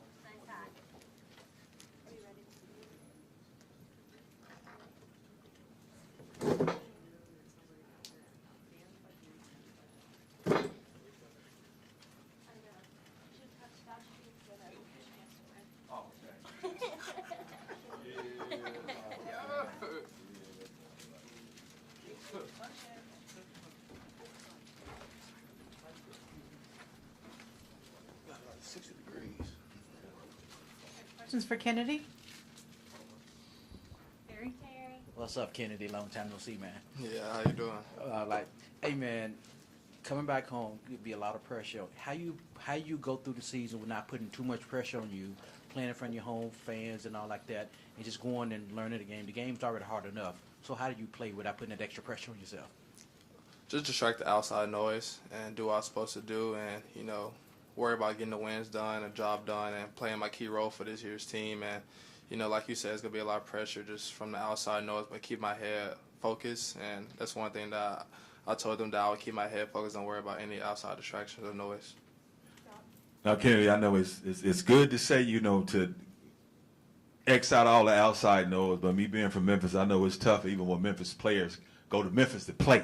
So now you in the league playing basketball, Memphis basketball, here at home. Just talk about your process and your thinking. I know your dad and your mom and your stuff, but you come great family, man. Talk about that support. I'm pretty sure they've helped you remain grounded and making sure you stay focused, and not only the noise, but outside influences, man. For me, it's just like college, honestly. Fans could be upset with you. You have one bad game and talk bad about you. But for me, I'll delete social media during the season, honestly. That's what I did at Tennessee. I really wasn't on social media at all. I didn't have Twitter, didn't have Instagram. I was just locked in the whole time. So, it's probably different here because, I might run into people, like you said, but it's me just staying low. Keep my head, going to the gym, and, like you said, Memphis, they're fun fans. They just want you to exceed, but, like you said, just outside noise. But for me, just keep my head on strong and stay locked in for this season. For me, like you said, it's easy to say that, but you will see once it happens. But for me, I think I'll keep my head, my composure strong for this year and being ready for that, honestly. Kennedy, based on, with Tyus and Ja here as well, it's looking like you're probably going to be spending time between, the hustle and playing with the Grizzlies both. How are you embracing, just, what could come this season with flipping between both? Like, have you talked to Santi, who, did some of that last year, and some other teammates, and just how are you embracing that? Just if I do get sit down, play for the hustle, take that as advantage and, get reps in, honestly, and just be ready to play for the hustle, or is the hustle, or just come back up, play for the Grizz. So, I'm excited. There's nothing wrong with that. You're just getting a lot of reps in. I'm not getting reps in on the Grizz, so it's nothing wrong with that at all. Santi's told me about how that went with him, and, look at him now. He's had a great summer league, and, it's just about, getting better and succeeding through that. If it's me playing the play groups, like Coach Jing had said earlier today, getting better with that, getting better with my vitamins, that's what I'm going to do, just to keep my composure and, don't worry about, is that a bad thing? It's a great thing, just getting reps in and, getting better. Hey, Kennedy, there's one thing to run with pros in the summer, in the church league and all like that. How was the experience of going through your summer league, and what did that open your eyes to, or what do you need to work on, or how you can improve to contribute to the team? Summer league was a great experience. Getting used to the offense, the system, and how that works. The courts are very spread out. For me to use my speed, my quickness. So knowing that I can use that with the offense, getting inside the paint, finding my shooters open, and Coach Jiren really explained how my tenacity on defense, I could use that for this year's team, which I was doing in the summertime. Proving that I could be a great defensive player for this year's team, and take care of the ball, and being that PG that I was in college, but, for sure making quick reads. And, that's what this year's for. And me learning from Tyus and Ja, it's going to be a big part for me this year. Hey, Kennedy, two-parter. First thing, you're one of the few players, I guess, from Memphis that grew up when the Grizzlies were already here. Mm-hmm. And it's like, what was your earliest memory of the Grizzlies, and did you ever envision yourself actually playing for the city's NBA team? Yeah, I never imagined for this to ever happen. Like I said, I don't know if this ever happened. I know last player got drafted to the hometown was probably LeBron to Cleveland. That's the last person I could think of for this to ever happen. But, when I was a kid, I was good friends. I'm still great friends with Mike Miller and his kids, and that's to see the time me going watch the Grizzlies play all the time, just going to games with him and his family. Watching Mike Conley, is a player that I grew up watching a lot. Zebo, Tony Allen, guys like that played for the Grizzlies. So those are times I remember, watching us when we used to play the Warriors and OKC in the playoffs here. So those are fun times that I remember me watching the Grizzlies. You wear the same uniform. Yeah, I know, it's crazy. So, looking forward to, having an excited season, making far as we can, honestly. Win a championship, that's our goal this year. And, I'm excited for this season. All right. Thanks, Kennedy. Thank you. That young fella told Antonio Burks won't say anything. Antonio was drafted here. He'll say something. Antonio will be like, come on, Kennedy, take me somewhere. I'm good. We gonna wait. Big smiles.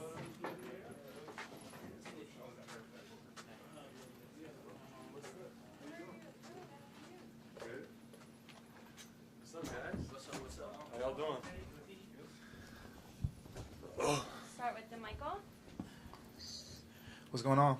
Good, how are you? Good, man.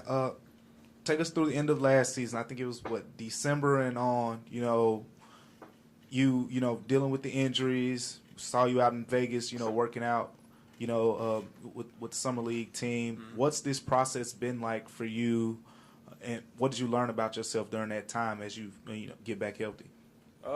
Just been a lot of work. Been in Memphis most of summer. Work out with Mike, our PT, just getting my body right. Getting my legs never been that strong, so that's a good thing. And they're just trying to get back healthy. But it's a long process, so still trying to get that. Hey, Coach Jenkins said there's a path for everyone to play. So what is it going to take for you to get on that road to be a more consistent rotation player? be healthy.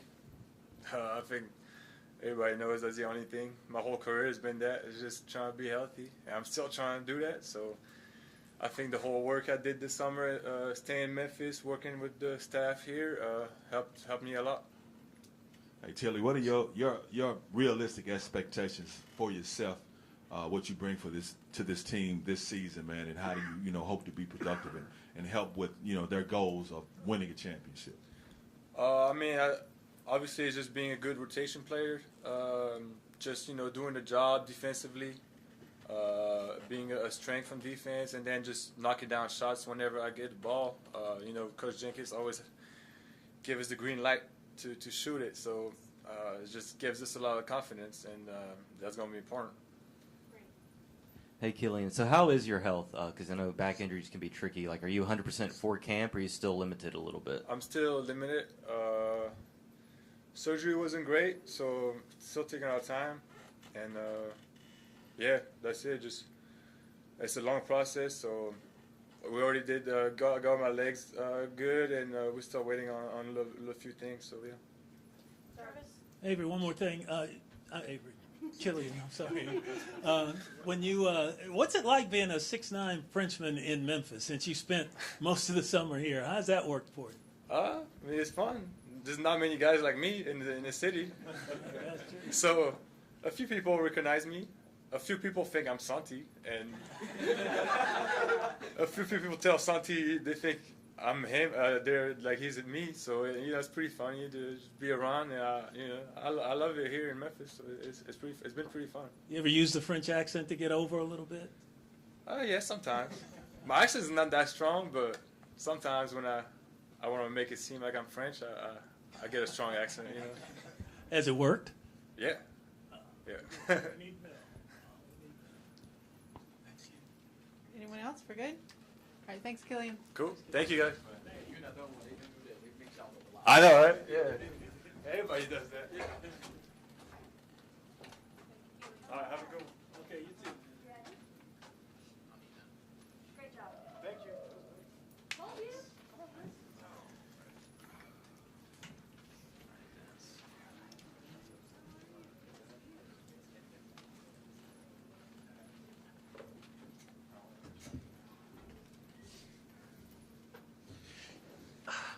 All right, questions for Vince?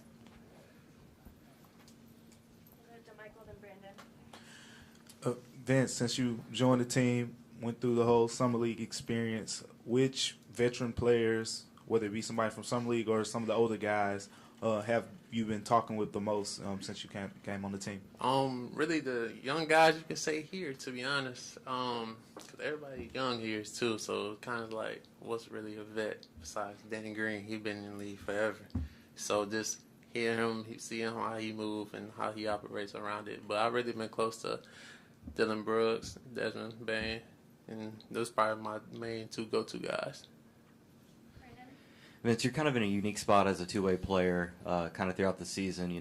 You're basically kind of on two different teams, even though it's all the same system. Just what's your mindset going into camp, knowing, there's a bunch of different players you'll be playing with for the next few months? Really just try to be myself at the same time, play within the coaching. So honestly, I know I'm gonna play more with the hustle, and then when I get to the Grizzlies, I'm gonna have a set role. So just being able to start in that role when I get up to the Grizzlies, that's one thing I can do. Memphis is one of the organizations that use their G League, and you can actually progress from that. Mm-hmm. Some systems you go to, you dead in the G League, but Memphis you have a path up. How do you use that as your advantage to try to make it up another level? Really just trying to get better each and every day, working on myself, but then learning from the older guys, of course. Really just picking their brain, letting them speak, and just me listening, smiling around. So really just me staying positive and knowing that I might probably go up for probably 2 games and go back down to G League for however many games, but just to know that, to stay ready, because coach will call you at any time. Just want to give you some advice, because a couple of minutes ago you said what's really a vet. Now, once you get your rookie responsibilities, they're going to show you what's really a vet. So I just want to tell you that, young man. I'm pretty sure they go hand it to me for sure.